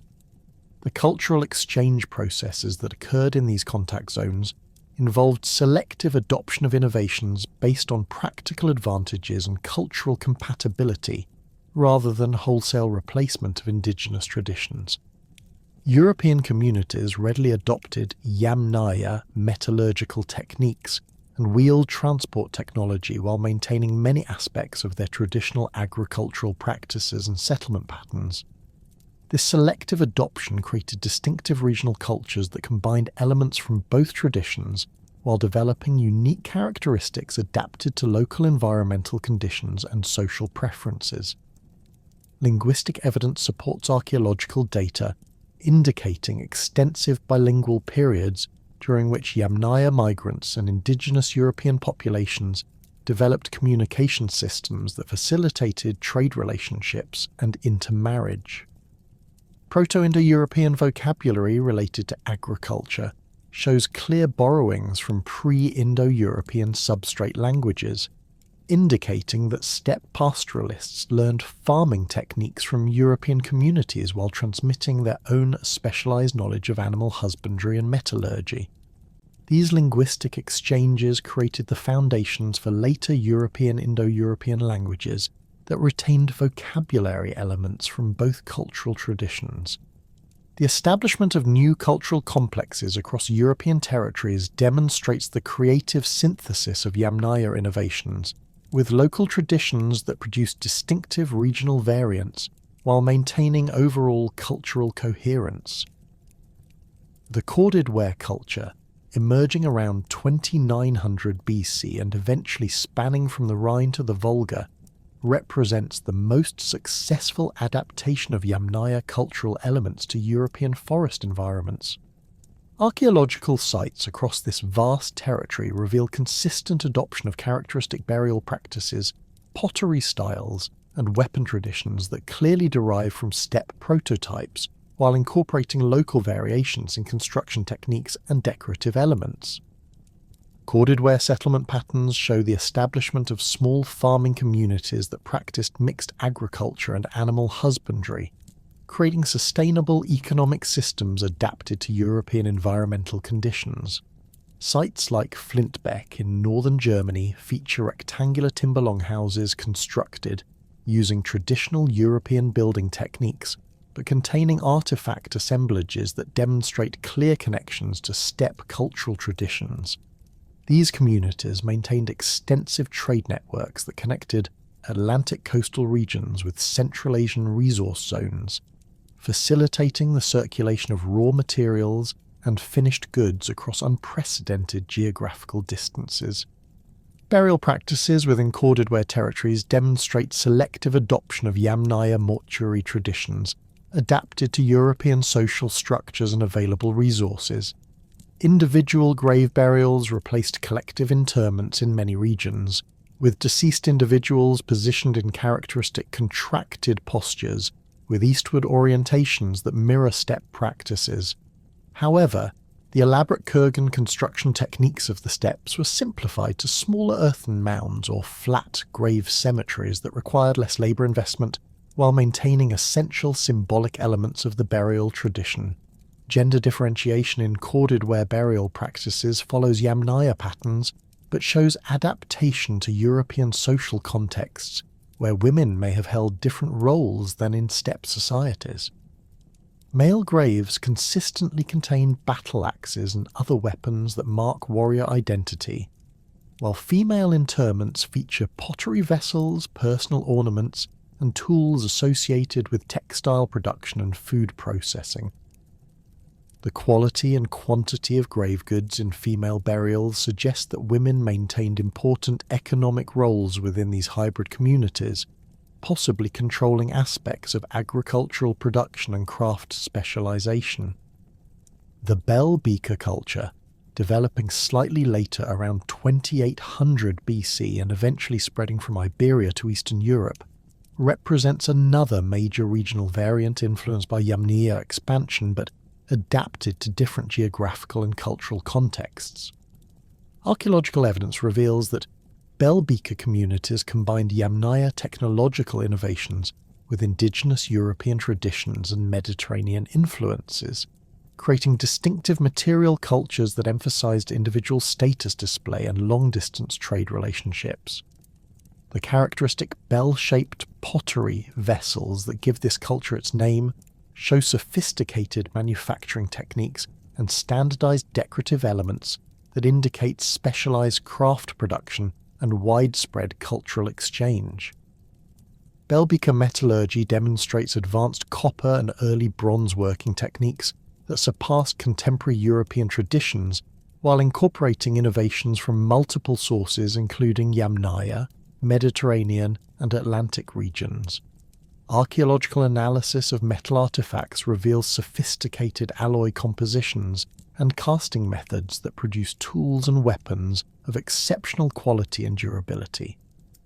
The standardization of metal implement forms across Belbeaker territories indicates either centralized production centers or extensive knowledge sharing among specialized craftsmen who maintain technical standards through established guild-like organizations. Burial practices associated with Belbeaker culture show clear Yamnaya influences adapted to Western European contexts and combined with local traditions and Mediterranean elements. Individual grave burials feature characteristic assemblages including bell-shaped pottery vessels, copper daggers, stone wrist guards, and occasionally gold ornaments that demonstrate access to extensive trade networks. The positioning of bodies follows Yamnaya patterns with eastward orientations and contracted postures, but grave construction techniques show regional variations that reflect local building traditions and available materials. The transformation of European societies through Yamnaya influence extended beyond material culture to encompass fundamental changes in social organization, economic systems, and ideological frameworks that would shape the trajectory of European civilization for millennia. Archaeological evidence reveals the emergence of more hierarchical social structures, with increased emphasis on individual achievement and warrior identity, contrasting with the more egalitarian traditions of earlier European farming communities. These social changes coincided with technological innovations that enhanced military capabilities and economic productivity while creating new opportunities for wealth accumulation and status differentiation. Trade network expansion associated with Yamnaya. Cultural influence created unprecedented connections between European regions and distant resource zones, facilitating the circulation of raw materials, finished goods, and technological knowledge across vast geographical distances. Archaeological evidence reveals the establishment of specialized production centers that manufactured goods for distribution throughout European territories, including metalworking sites that processed copper from alpine sources, amber workshops that created ornaments from Baltic materials, and pottery centers that produced standardized vessel forms for regional distribution networks. The eastern territories beyond the Ural Mountains beckoned to Yamnaya populations around 3,300 BC, offering vast grasslands that stretched uninterrupted toward the Altai Mountains and beyond into the heart of Asia. This eastward migration represented one of the most remarkable demographic movements in human prehistory, as mobile pastoral communities transported their entire cultural complex across the formidable barrier of the Urals into the alien landscapes of western Siberia. Archaeological evidence from sites like Afanasievo and Karakol reveals that these pioneering groups maintained their distinctive material culture while adapting to radically different environmental conditions that tested the flexibility of their pastoral strategies. The crossing of the Ural Mountains required sophisticated knowledge of seasonal weather patterns and geographical routes that could accommodate ox-drawn carts carrying entire households, along with their accumulated possessions. Archaeological surveys have identified a series of river valleys and mountain passes that provided corridors through the Ural barrier, with evidence of temporary campsites marking the stages of this arduous journey. The Tobol River Valley served as a primary route, offering relatively gentle gradients and adequate water sources for large livestock herds, while the presence of Yamnaya-style pottery fragments at elevated sites indicates that some groups chose more direct but challenging mountain crossings. The environmental transition from the familiar steppes west of the Urals to the diverse landscapes of western Siberia demanded immediate adaptation of established pastoral practices to new ecological conditions. The Minasinsk Basin, where many Afanasievo communities eventually settled, featured a complex mosaic of grasslands, forest steppe zones, and river valleys that offered rich grazing opportunities but required modified seasonal migration patterns. Archaeological evidence from early Afanasievo sites reveals adjustments in settlement locations, with communities choosing elevated terraces that provided commanding views of surrounding territories while offering protection from spring flooding that could devastate lowland camps. The climate zones encountered by eastward migrating Yamnaya populations differed significantly from their ancestral territories, with more extreme seasonal temperature variations and altered precipitation patterns that influenced vegetation growth and animal behaviour. Paleoclimatic reconstructions based on pollen cores from Siberian lakes indicate that the region experienced a continental climate with harsh winters reaching temperatures below -30°C and brief but intense summers that created optimal growing conditions for nutritious grasses. These extreme seasonal variations required modifications to traditional pastoral strategies, including the construction of more substantial winter shelters and the development of fodder storage systems for sustaining livestock during prolonged cold periods. Vegetation patterns in the Altai region presented both opportunities and challenges for pastoral communities accustomed to the relatively uniform grasslands of the Pontic-Caspian steppes. The presence of extensive coniferous forests provided timber resources for construction and fuel, but also created barriers to traditional mobility patterns that relied on open grassland corridors. Archaeological evidence from Afanasievo sites reveals the selective use of forest clearings for seasonal grazing, while maintaining primary camps in open steppe areas that could accommodate large livestock herds. The integration of forest resources into pastoral economies included the exploitation of wild game, the collection of edible plants, and the utilization of timber for improved cart construction and architectural applications. Water resource distribution in Siberian territories required adjustments to migration routes and seasonal camping strategies, as river systems followed different patterns than those familiar to Yamnaya populations. The Yenisei River and its tributaries provided reliable water sources throughout the year, but their geographical orientation created north-south corridors that differed from the east-west river systems of the western steppes.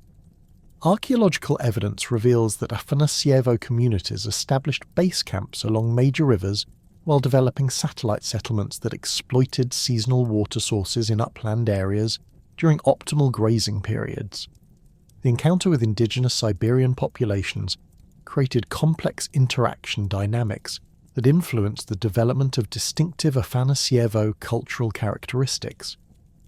Archaeological evidence suggests that the region was sparsely populated by hunter-gatherer communities who possessed sophisticated knowledge of local environmental conditions and resource exploitation strategies. Rather than displacing these populations entirely, Afanasievo communities appear to have established cooperative relationships that involved the exchange of pastoral products for local knowledge and specialized resources like high-quality stone materials and exotic minerals. Interaction patterns between Afanasievo pastoralists and indigenous Siberian groups emerge through analysis of mixed artifact assemblages that combine characteristic Yamnaya cultural elements with local technological traditions. At sites like Karakol, excavations have revealed pottery assemblages that feature traditional cord-mark decorations applied to vessel forms influenced by local ceramic traditions. These hybrid pottery styles suggest extended periods of cultural contact during which different groups shared technological knowledge while maintaining distinct cultural identities. The development of distinctive regional material culture variants within Afanasievo territories reflects both adaptation to local environmental conditions and selective adoption of indigenous technological innovations. Stone tool assemblages from Afanasievo sites show the incorporation of local lithic materials and knapping techniques that produced implements better suited to Siberian conditions than traditional steppe tool forms. The use of high-quality jasper and chalcedony from Altai sources created tools with superior cutting edges and durability characteristics that enhance the efficiency of hide processing and other essential pastoral activities. Metallurgical practices among Afanasievo populations demonstrate continuity with Yamnaya traditions, while incorporating innovations derived from local mineral resources and indigenous knowledge. The Altai region's rich copper deposits provided raw materials for continued bronze production, but the different ore compositions required modifications to traditional smelting techniques.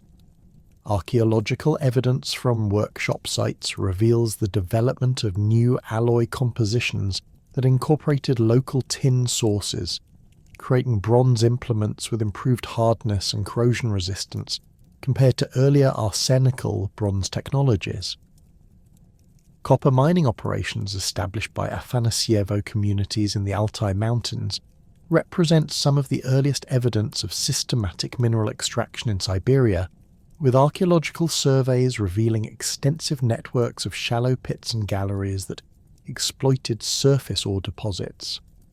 These mining sites contain evidence of sophisticated ore processing techniques, including crushing stones, washing basins, and smelting furnaces that processed raw materials into ingots suitable for transport to distant metalworking centres. The scale of these operations indicates coordinated labour efforts involving multiple communities and suggests that copper production became a specialised economic activity within Afanasievo society. Burial practices maintained fundamental Yamnaya characteristics, while incorporating regional variations that reflected local environmental conditions and cultural influences. Afanasievo kurgans constructed in the Altai region utilised available stone materials to create elaborate burial chambers, lined with carefully fitted slabs quarried from local sources. These stone-lined graves provided better preservation conditions than earth-cut chambers, resulting in exceptional archaeological preservation that has yielded detailed information about Afanasievo material culture and mortuary practices. The construction techniques employed in Afanasievo kurgan building demonstrate sophisticated adaptation of traditional methods to local geological conditions and available materials. The abundance of suitable stone in the Altai region enabled the construction of more elaborate burial chambers than were typical in the western steppes, with some examples featuring multiple rooms connected by stone-lined passages. These complex burial structures required advanced engineering knowledge and coordinated labour efforts that mobilised resources from multiple communities, indicating that Afanasievo society maintained the hierarchical organisation characteristic of their Yamnaya ancestors. Gravegood assemblages from Afanasievo burials reveal the continuation of traditional Yamnaya status markers, while incorporating new elements derived from local resources and cultural contacts.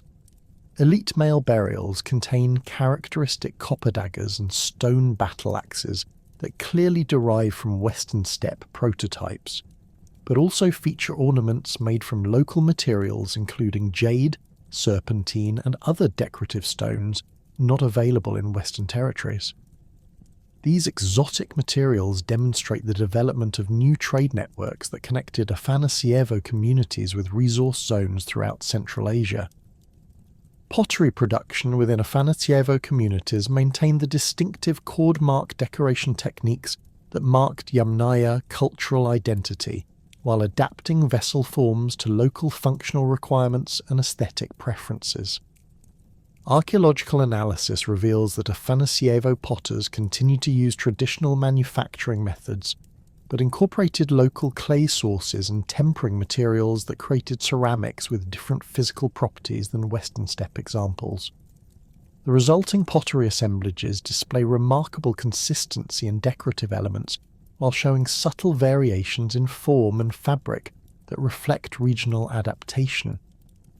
Animal husbandry practices among Afanasievo populations required significant modifications to accommodate Siberian environmental conditions and available grazing resources. Archaeological evidence from faunal assemblages indicates that cattle remained the dominant livestock species, but their management required adjustments to traditional breeding and feeding strategies. The harsh Siberian winters necessitated the construction of substantial shelters and the accumulation of fodder supplies that could sustain herds during extended periods when natural grazing became unavailable.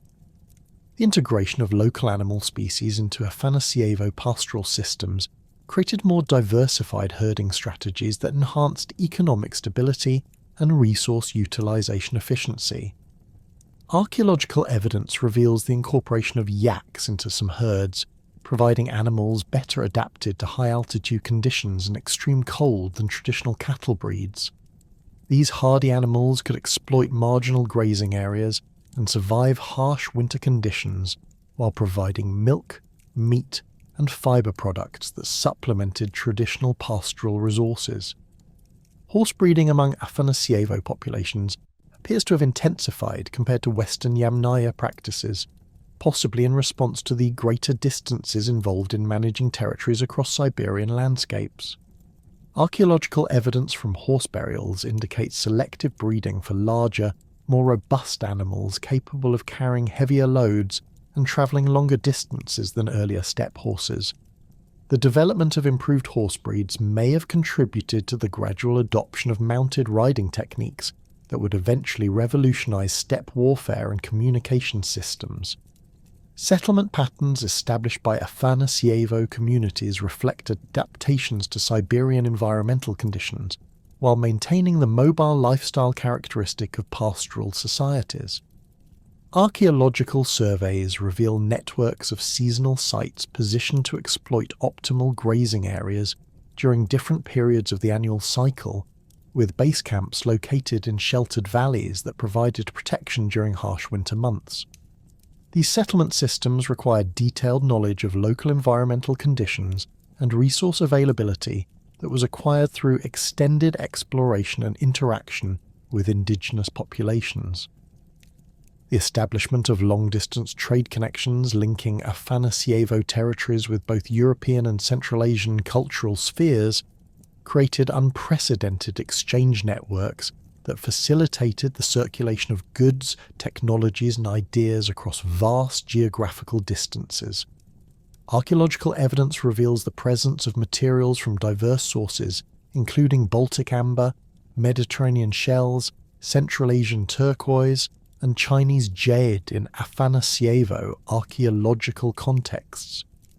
These exotic materials demonstrate the development of sophisticated trade relationships that connected Siberian pastoral communities with civilizations throughout Eurasia. Trade route development required detailed geographical knowledge and diplomatic relationships that enabled the safe passage of valuable goods through territories controlled by different cultural groups. Archaeological evidence suggests that Afanasievo communities served as intermediaries in exchange networks that connected European metal sources with Asian markets for precious stones and luxury materials. The standardization of certain artifact types across vast distances indicates either centralized production centers or widespread knowledge sharing among specialized craftsmen who maintained quality standards through established technical traditions. The circulation of technological innovations through Afanasievo trade networks accelerated the development of new manufacturing techniques and material applications that enhanced economic productivity and cultural sophistication. Archaeological evidence reveals the rapid spread of improved metallurgical techniques, including advanced bronze alloy compositions and sophisticated casting methods that produced tools and weapons of exceptional quality. These technological advances contributed to the competitive advantages that enabled Afanasievo communities to maintain their pastoral lifestyle while participating in complex exchange relationships with settled agricultural societies. Cultural transmission processes associated with Afanasievo expansion created lasting influences on the development of Siberian and Central Asian civilizations that extended far beyond the immediate geographical range of these pastoral communities. Archaeological evidence reveals the adoption of Afanasievo cultural elements by indigenous populations throughout the Altai region, including burial practices, pottery styles, and metallurgical techniques that became integrated into local cultural traditions. These influences contributed to the cultural foundations that would eventually support the development of more complex societies in Central Asia during later prehistoric periods. The dissolution of unified Yamnaya culture around 2500 BC gave rise to a complex mosaic of successor populations that carried forward essential elements of steppe pastoral traditions while adapting to changing environmental conditions and regional cultural influences. The catacomb culture, emerging across the lower Don and Volga regions between 2500 to 2000 BC, represents the most direct continuation of Yamnaya burial traditions.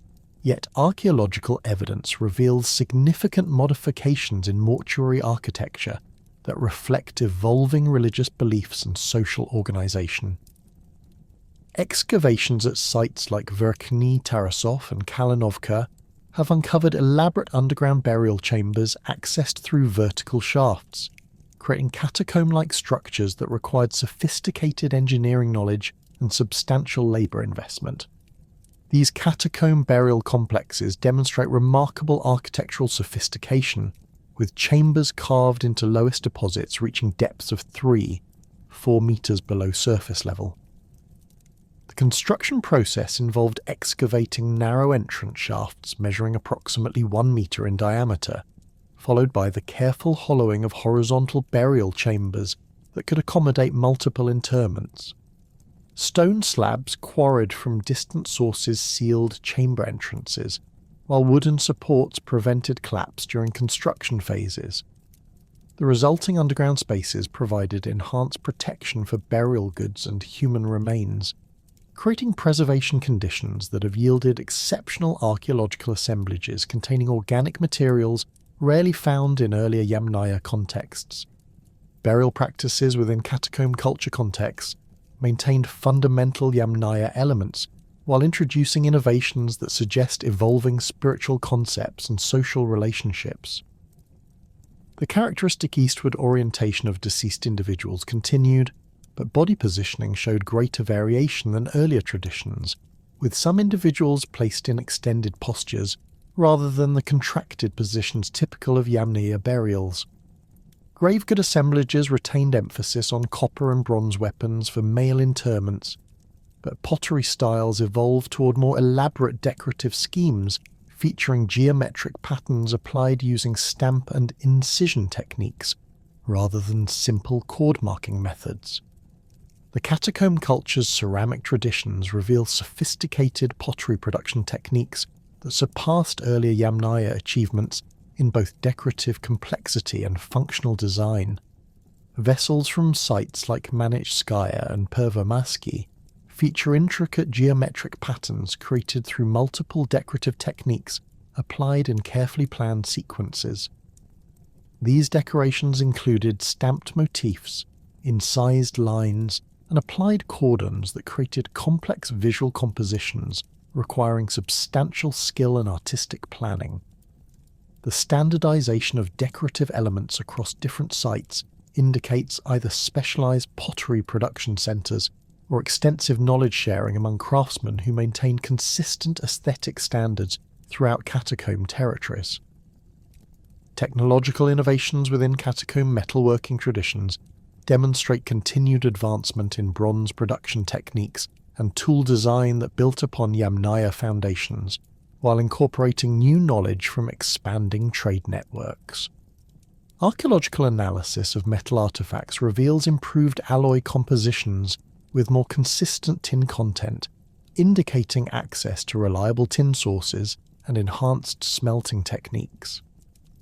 The development of more sophisticated casting methods enabled the production of complex tool forms, including socketed axes, improved dagger designs, and specialized implements for leatherworking and agricultural activities.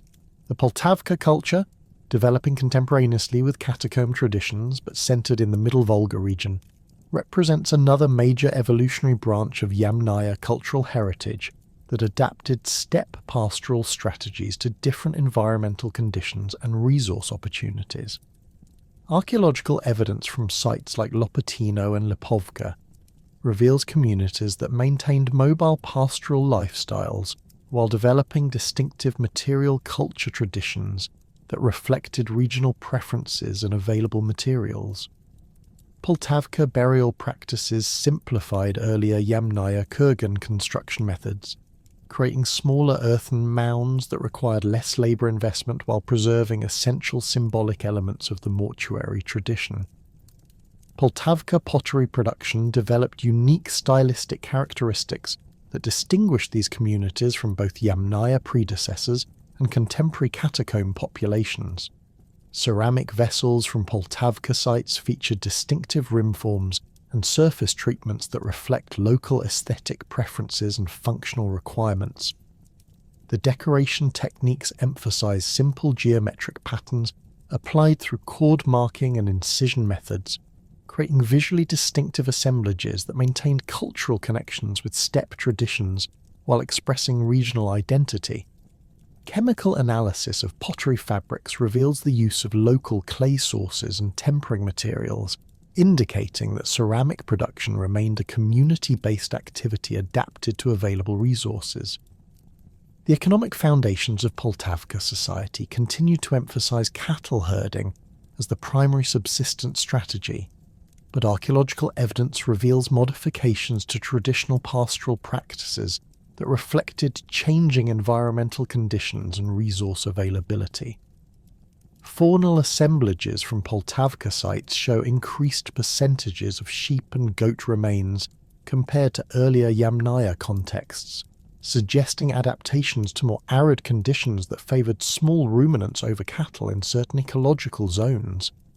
The development of more intensive horsebreeding programs appears to have accelerated during this period, with archaeological evidence indicating selective breeding for larger, more robust animals suitable for riding and draft purposes.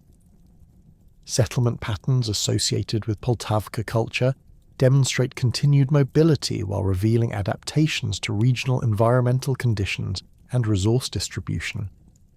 Archaeological surveys have identified networks of seasonal sites positioned to exploit optimal grazing areas during different periods of the annual cycle, with evidence of repeated occupation indicating established territorial boundaries and resource management systems.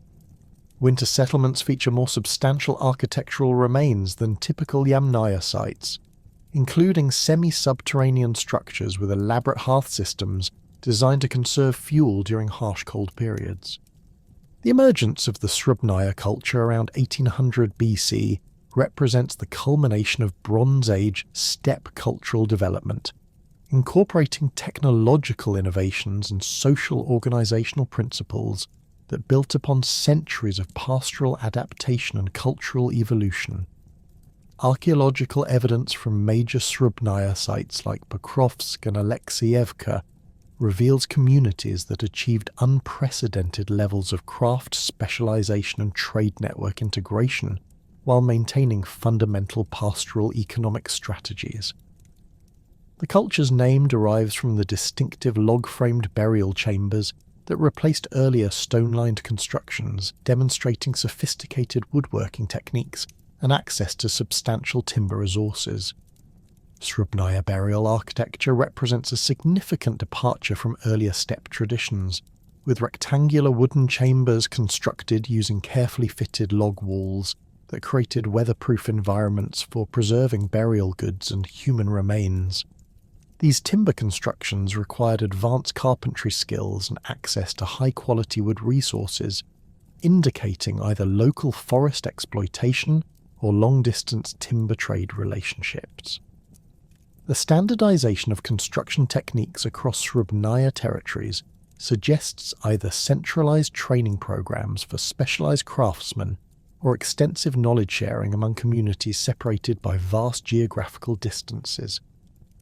Metallurgical achievements within Srubnaya culture contexts demonstrate the full maturation of Bronze Age technology in steppe environments, with archaeological evidence revealing sophisticated production techniques and tool designs that surpassed all earlier traditions.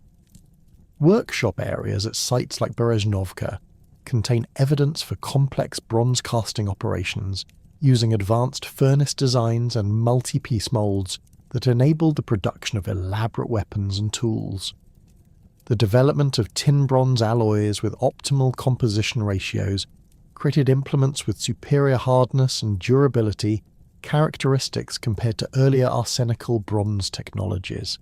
The influence of Yamnaya cultural traditions on the development of Indo-European speaking peoples across Eurasia becomes evident through systematic analysis of linguistic, genetic, and archaeological evidence that traces cultural transmission processes over millennia of population movement and interaction. The Celtic populations of Western Europe preserve numerous cultural elements that derive ultimately from Yamnaya sources, including religious concepts related to sky worship, social organisational principles emphasising warrior elites, and technological traditions in metallurgy and wheeled transport that can be traced through archaeological sequences connecting Atlantic regions with steppe origins. Archaeological evidence from Celtic territories reveals the persistence of burial practices and material culture elements that maintain clear connections to steppe traditions despite thousands of years of cultural evolution and regional adaptation. The emphasis on individual warrior burials with elaborate weapon assemblages reflects social organisational principles that originated in Yamnaya contexts, while the construction of monumental burial mounds demonstrates continuity with Kurgan traditions adapted to European environmental conditions and available resources. Metalworking techniques employed by Celtic craftsmen show clear technological lineages connecting Atlantic bronze production with steppe metallurgical innovations transmitted through complex networks of cultural exchange and population movement. Germanic cultural traditions similarly preserve elements derived from Yamnaya sources, particularly in religious concepts and social organisational patterns that emphasise martial values and hierarchical structures based on individual achievement and warrior status. Archaeological evidence from Germanic territories reveals burial practices and settlement patterns that maintain connections with steppe traditions while incorporating regional adaptations and influences from neighbouring cultural groups. The development of runic writing systems and mythological traditions shows clear Indo-European linguistic and conceptual foundations that ultimately derive from Proto-Indo-European cultural matrices preserved and transmitted by Yamnaya populations. Slavic cultural development demonstrates perhaps the most direct connections to steppe pastoral traditions, with archaeological evidence revealing continuous cultural transmission through populations that maintained territorial connections with original Yamnaya heartlands. Slavic burial practices, settlement patterns, and material culture traditions show clear evolutionary relationships with steppe predecessors, while linguistic evidence preserves extensive Proto-Indo-European vocabulary related to pastoral activities, social organisation, and religious concepts. The persistence of traditional Slavic agricultural and pastoral practices reflects technological knowledge and environmental adaptations that originated in steppe contexts and were preserved through millennia of cultural continuity. Indo-Iranian cultural traditions preserve the most extensive evidence for Yamnaya cultural influence, with archaeological and linguistic data revealing direct population movements that carried steppe traditions into Central and South Asian contexts. The development of Vedic Sanskrit literature preserves detailed descriptions of pastoral lifestyles, religious practices, and social organisational principles that clearly derive from steppe origins, while archaeological evidence from sites like Sintashta and Arkheim demonstrates the persistence of characteristic material culture elements, including fortified settlements, chariot technology, and distinctive pottery traditions. The Sintashta culture, emerging around 2100 BC in the southern Urals, represents a crucial link between steppe pastoral traditions and the later development of Indo-Iranian civilizations. Archaeological excavations at Sintashta sites have revealed fortified settlements with sophisticated defensive systems, specialized craft workshops, and evidence for the earliest development of spoked-wheel chariots that would revolutionize warfare and transportation throughout Eurasia. These innovations built directly upon Yamnaya foundations, while incorporating new technologies and organizational principles that enabled expansion into new ecological and cultural contexts. Chariot technology developed within Sintashta contexts demonstrates remarkable engineering sophistication that combined traditional steppe knowledge of wheeled transport with innovations in lightweight construction and specialized horse training. Archaeological preservation at waterlogged sites has revealed complete chariot assemblages featuring spoked wheels, lightweight wooden frames, and bronze fittings that created vehicles capable of high-speed travel across diverse terrain types. The development of specialized chariot horses required intensive breeding programs that produced animals with the speed, endurance, and temperament necessary for warfare and ceremonial applications. Genetic analysis of modern European populations reveals the persistent influence of Yamnaya ancestry throughout the continent, with autosomal DNA studies indicating that steppe-related genetic markers comprise 30 to 60% of contemporary European genomes, depending on geographical region and population history. The highest concentrations of Yamnaya-derived ancestry appear in northern and eastern European populations, particularly among Baltic and Slavic groups that maintained territorial connections with original steppe heartlands. Western European populations show lower, but still significant steppe ancestry percentages, reflecting the complex population mixing processes that occurred during Bronze Age cultural transformations.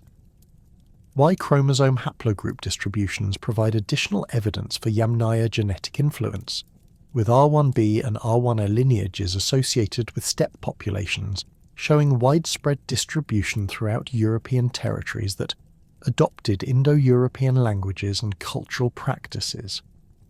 The geographical patterns of these genetic markers correspond closely with archaeological evidence for cultural transmission, supporting models of substantial population movement rather than simple cultural diffusion processes.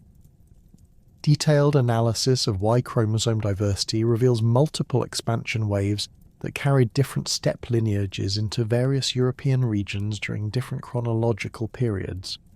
Central Asian populations preserve extensive Yamnaya genetic heritage through direct population continuity in regions that maintain pastoral lifestyles and territorial connections with original steppe heartlands.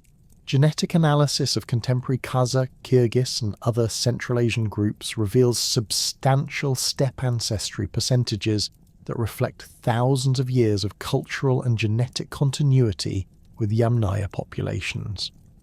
These genetic patterns correspond with archaeological evidence for cultural continuity and linguistic relationships that connect modern Central Asian languages with Indo-European linguistic families. South Asian populations show more complex patterns of Yamnaya genetic influence that reflect the historical processes of Indo-Aryan expansion and cultural integration with indigenous populations.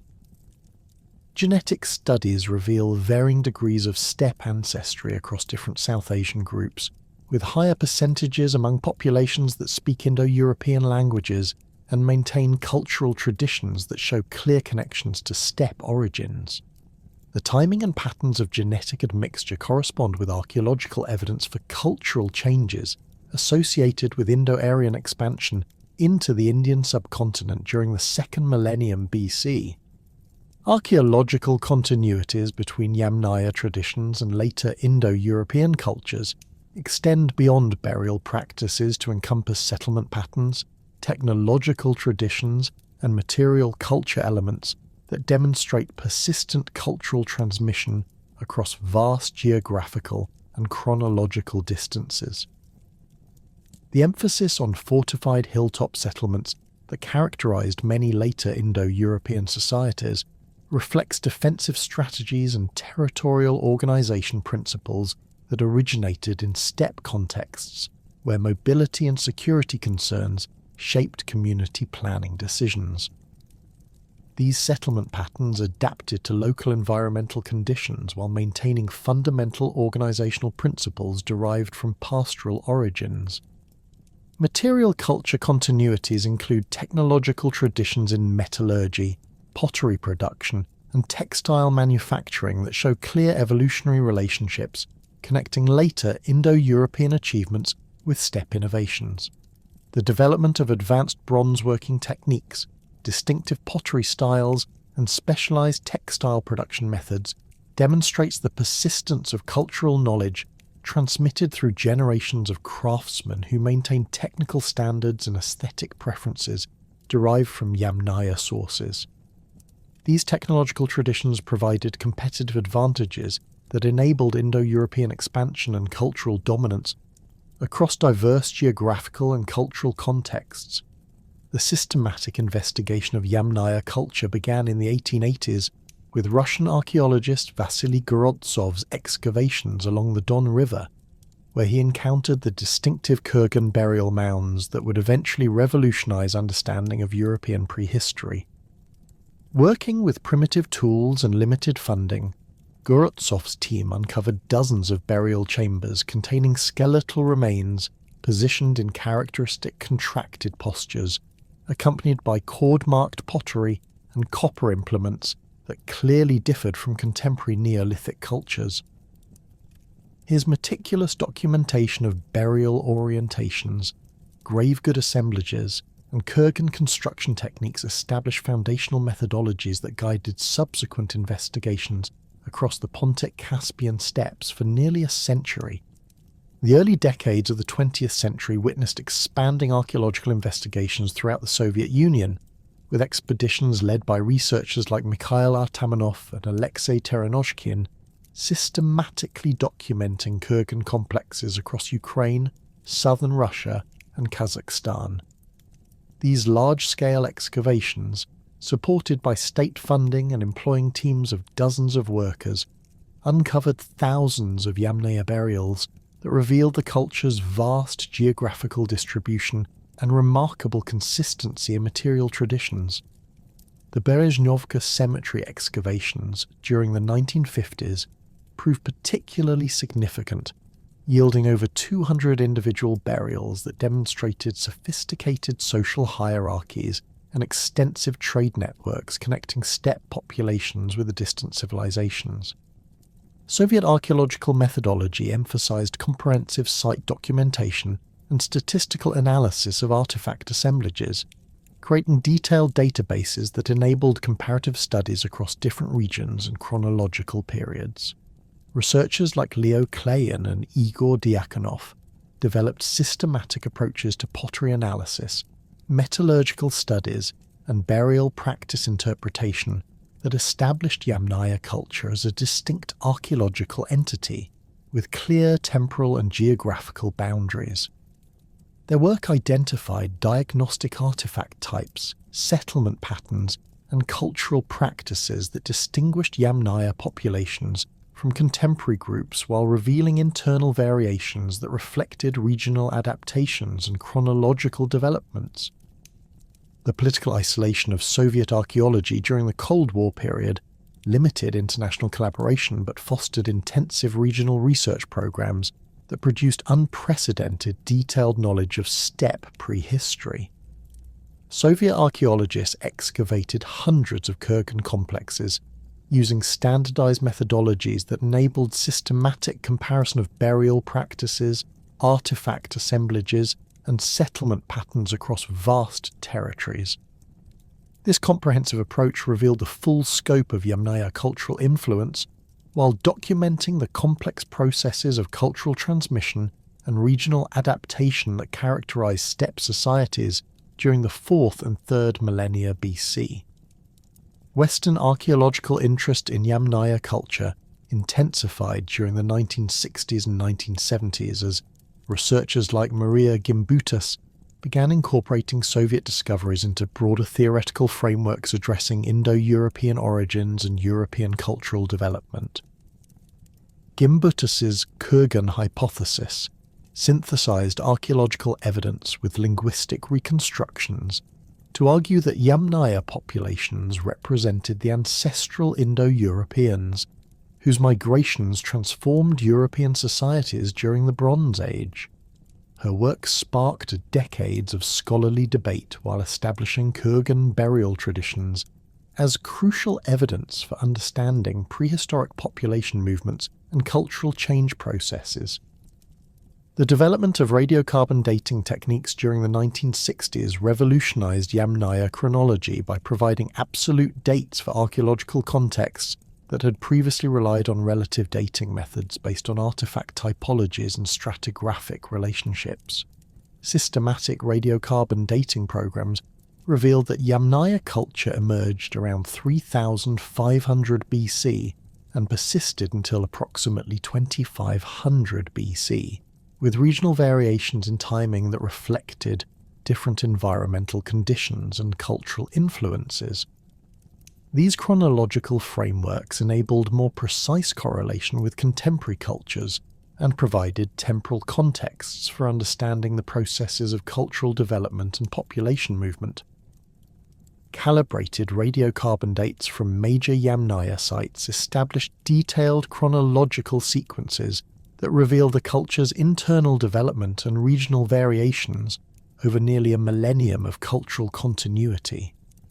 Early Yamnaya phases, dating to 3500–3200 BC, showed relatively simple burial practices and limited social differentiation, while later periods revealed increasingly elaborate Kurgan construction, sophisticated grave good assemblages, and evidence for extensive trade networks.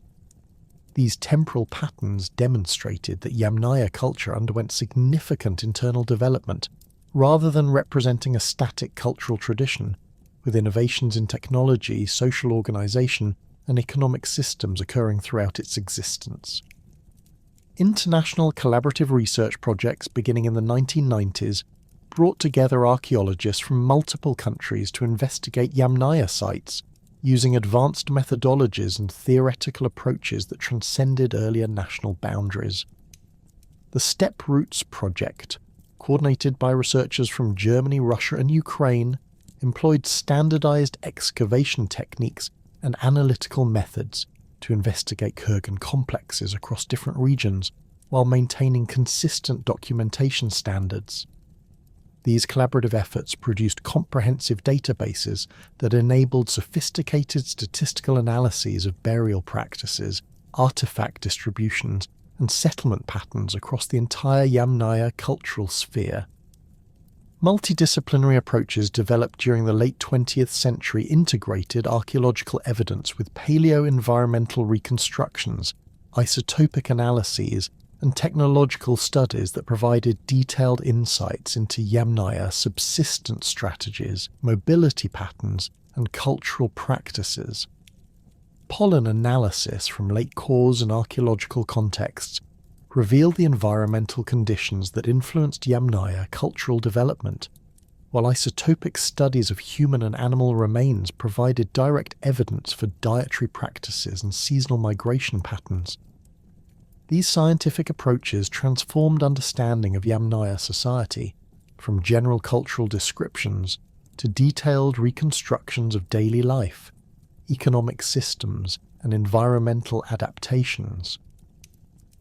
The application of ancient DNA analysis to Yamnaya skeletal remains beginning in the early 2000s created a scientific revolution that fundamentally transformed understanding of European prehistory and Indo-European origins.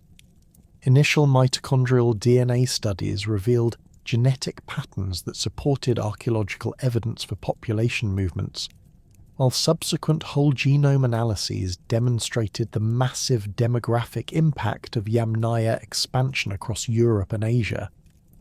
These genetic studies provided direct biological evidence for the population movements that had been inferred from archaeological and linguistic data, creating unprecedented opportunities for integrating different types of evidence to reconstruct prehistoric cultural processes.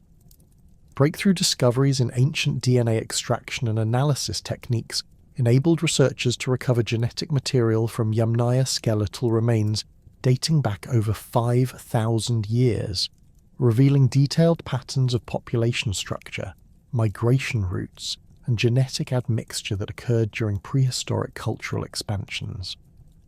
The development of next-generation sequencing technologies and improved contamination control methods made it possible to analyze degraded ancient DNA samples that had previously been unsuitable for genetic analysis.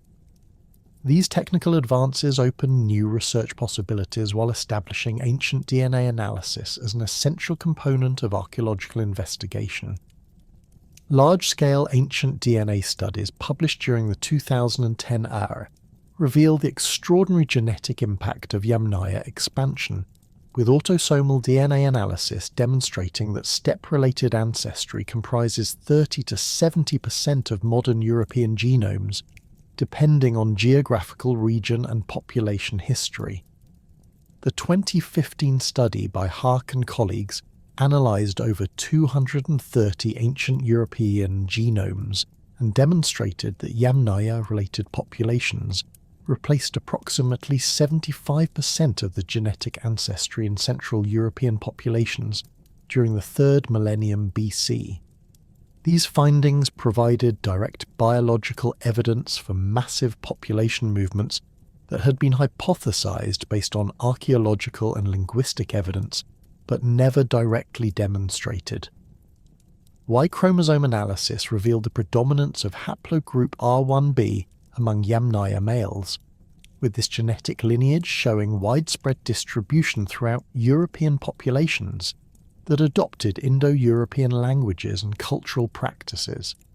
Detailed phylogenetic analysis demonstrated that R1b diversification patterns corresponded closely with archaeological evidence for Yamnaya expansion routes and timing, providing independent genetic confirmation of population movement hypotheses. The geographical distribution of R1b subclades revealed multiple expansion waves that carried different Yamnaya lineages into various European regions during different chronological periods. Autosomal DNA analysis provided more detailed insights into population mixing processes, revealing that Yamnaya expansion involved substantial genetic admixture with indigenous European populations rather than simple replacement. These studies demonstrated that modern European populations represent complex mixtures of ancestral components, including Western hunter-gatherer, early European farmer, and Yamnaya steppe pastoralist, genetic elements in varying proportions. The patterns of genetic admixture corresponded with archaeological evidence for cultural synthesis and regional variations in the adoption of Yamnaya cultural elements. Comparative genetic analysis of ancient DNA samples from across Eurasia revealed the eastern extent of Yamnaya genetic influence, with studies of Central Asian and Siberian populations demonstrating substantial steppe ancestry that reflected the Afanasievo expansion and subsequent cultural developments. Genetic analysis of Afanasievo's skeletal remains confirmed their direct relationship to Western Yamnaya populations, while revealing subsequent admixture with local Asian populations that created distinctive regional genetic signatures.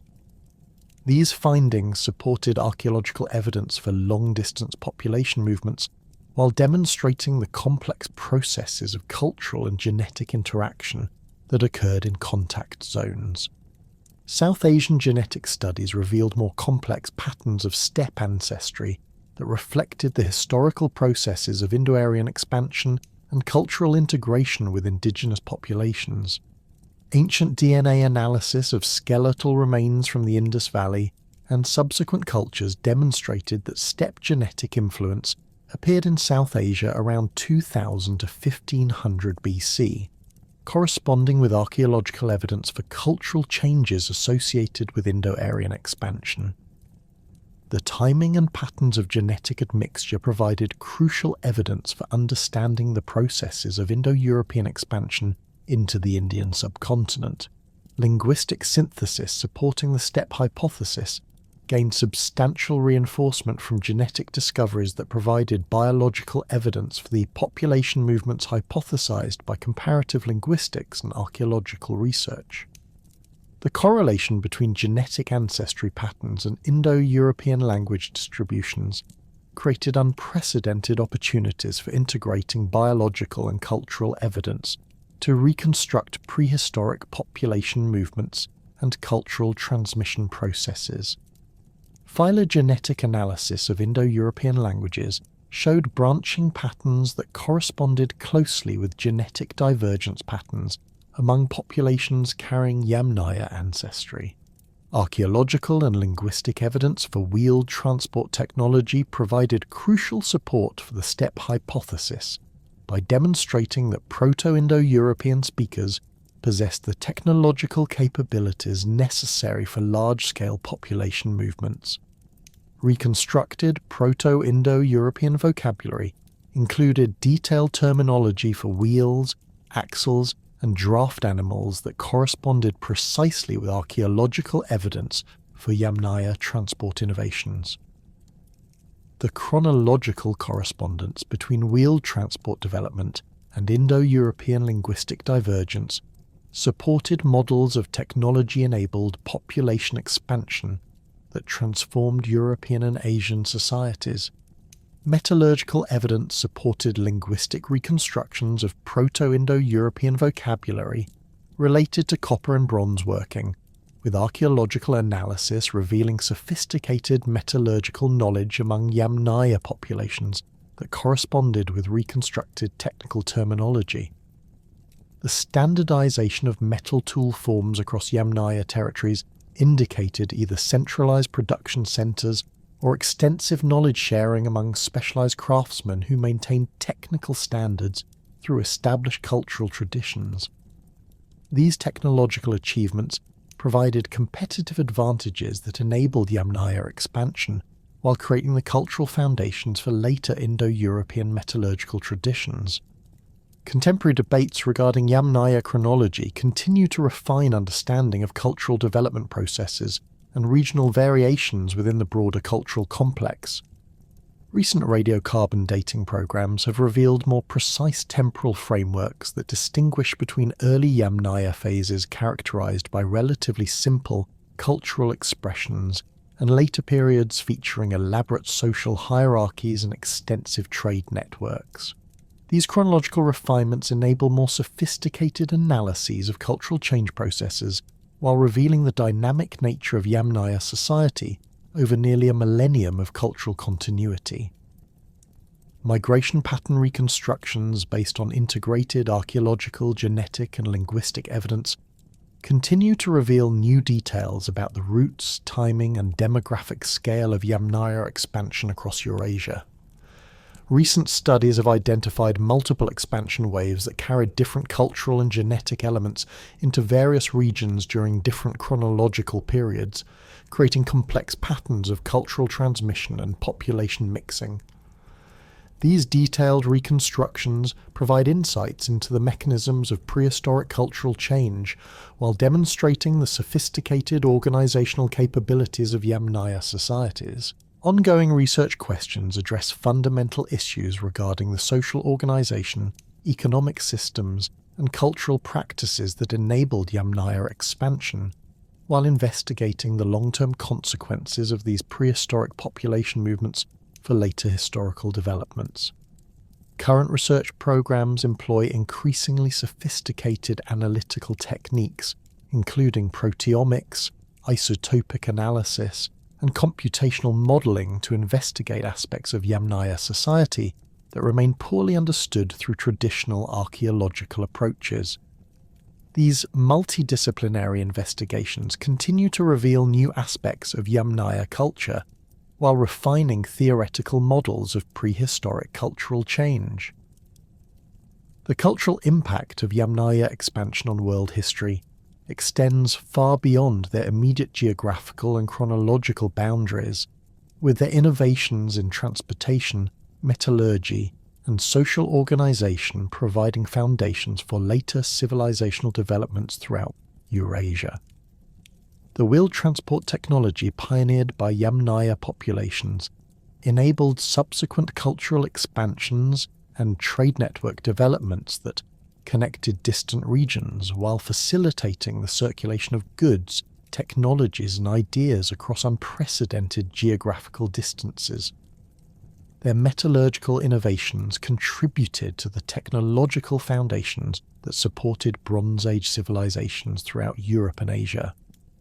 Social organisational principles developed within Yamnaya society, particularly emphasis on individual achievement and warrior identity, influenced the development of hierarchical societies throughout the Indo-European world, while providing cultural frameworks that supported military expansion and territorial conquest. These social innovations created competitive advantages that enabled Indo-European speakers to establish dominant positions in many regions while transmitting cultural values that emphasized martial prowess and individual status achievement. The persistence of these cultural elements through millennia of historical development demonstrates the lasting influence of Yamnaya social innovations. The Yamnaya culture represents one of the most significant cultural phenomena in human prehistory, whose innovations in technology, social organization, and economic systems created the foundations for Indo-European expansion across Eurasia. Their development of mobile pastoral societies capable of exploiting vast steppe territories while maintaining sophisticated material cultures enabled population movements that transformed the demographic and cultural landscape of Europe and Asia. The integration of archaeological, genetic, and linguistic evidence has revealed the extraordinary scope of their influence, while demonstrating the complex processes of cultural transmission and regional adaptation that characterize their expansion.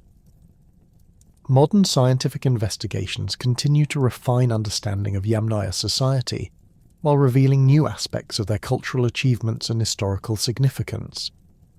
The application of advanced analytical techniques to archaeological materials provides increasingly detailed insights into daily life, economic systems, and social relationships within Yamnaya communities, while demonstrating their sophisticated adaptation to steppe environments. These ongoing discoveries ensure that our understanding of Yamnaya culture will continue to evolve as new evidence emerges and analytical techniques advance.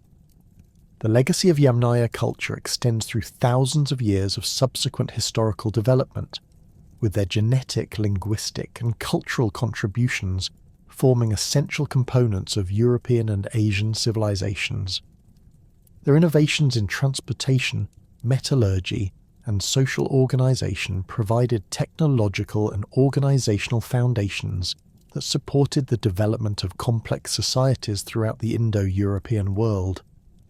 The study of Yamnaya culture thus provides crucial insights not only into prehistoric cultural development, but also into the deep historical roots of modern Eurasian civilizations, making their investigation essential for understanding the broad patterns of human cultural evolution and the formation of the contemporary world.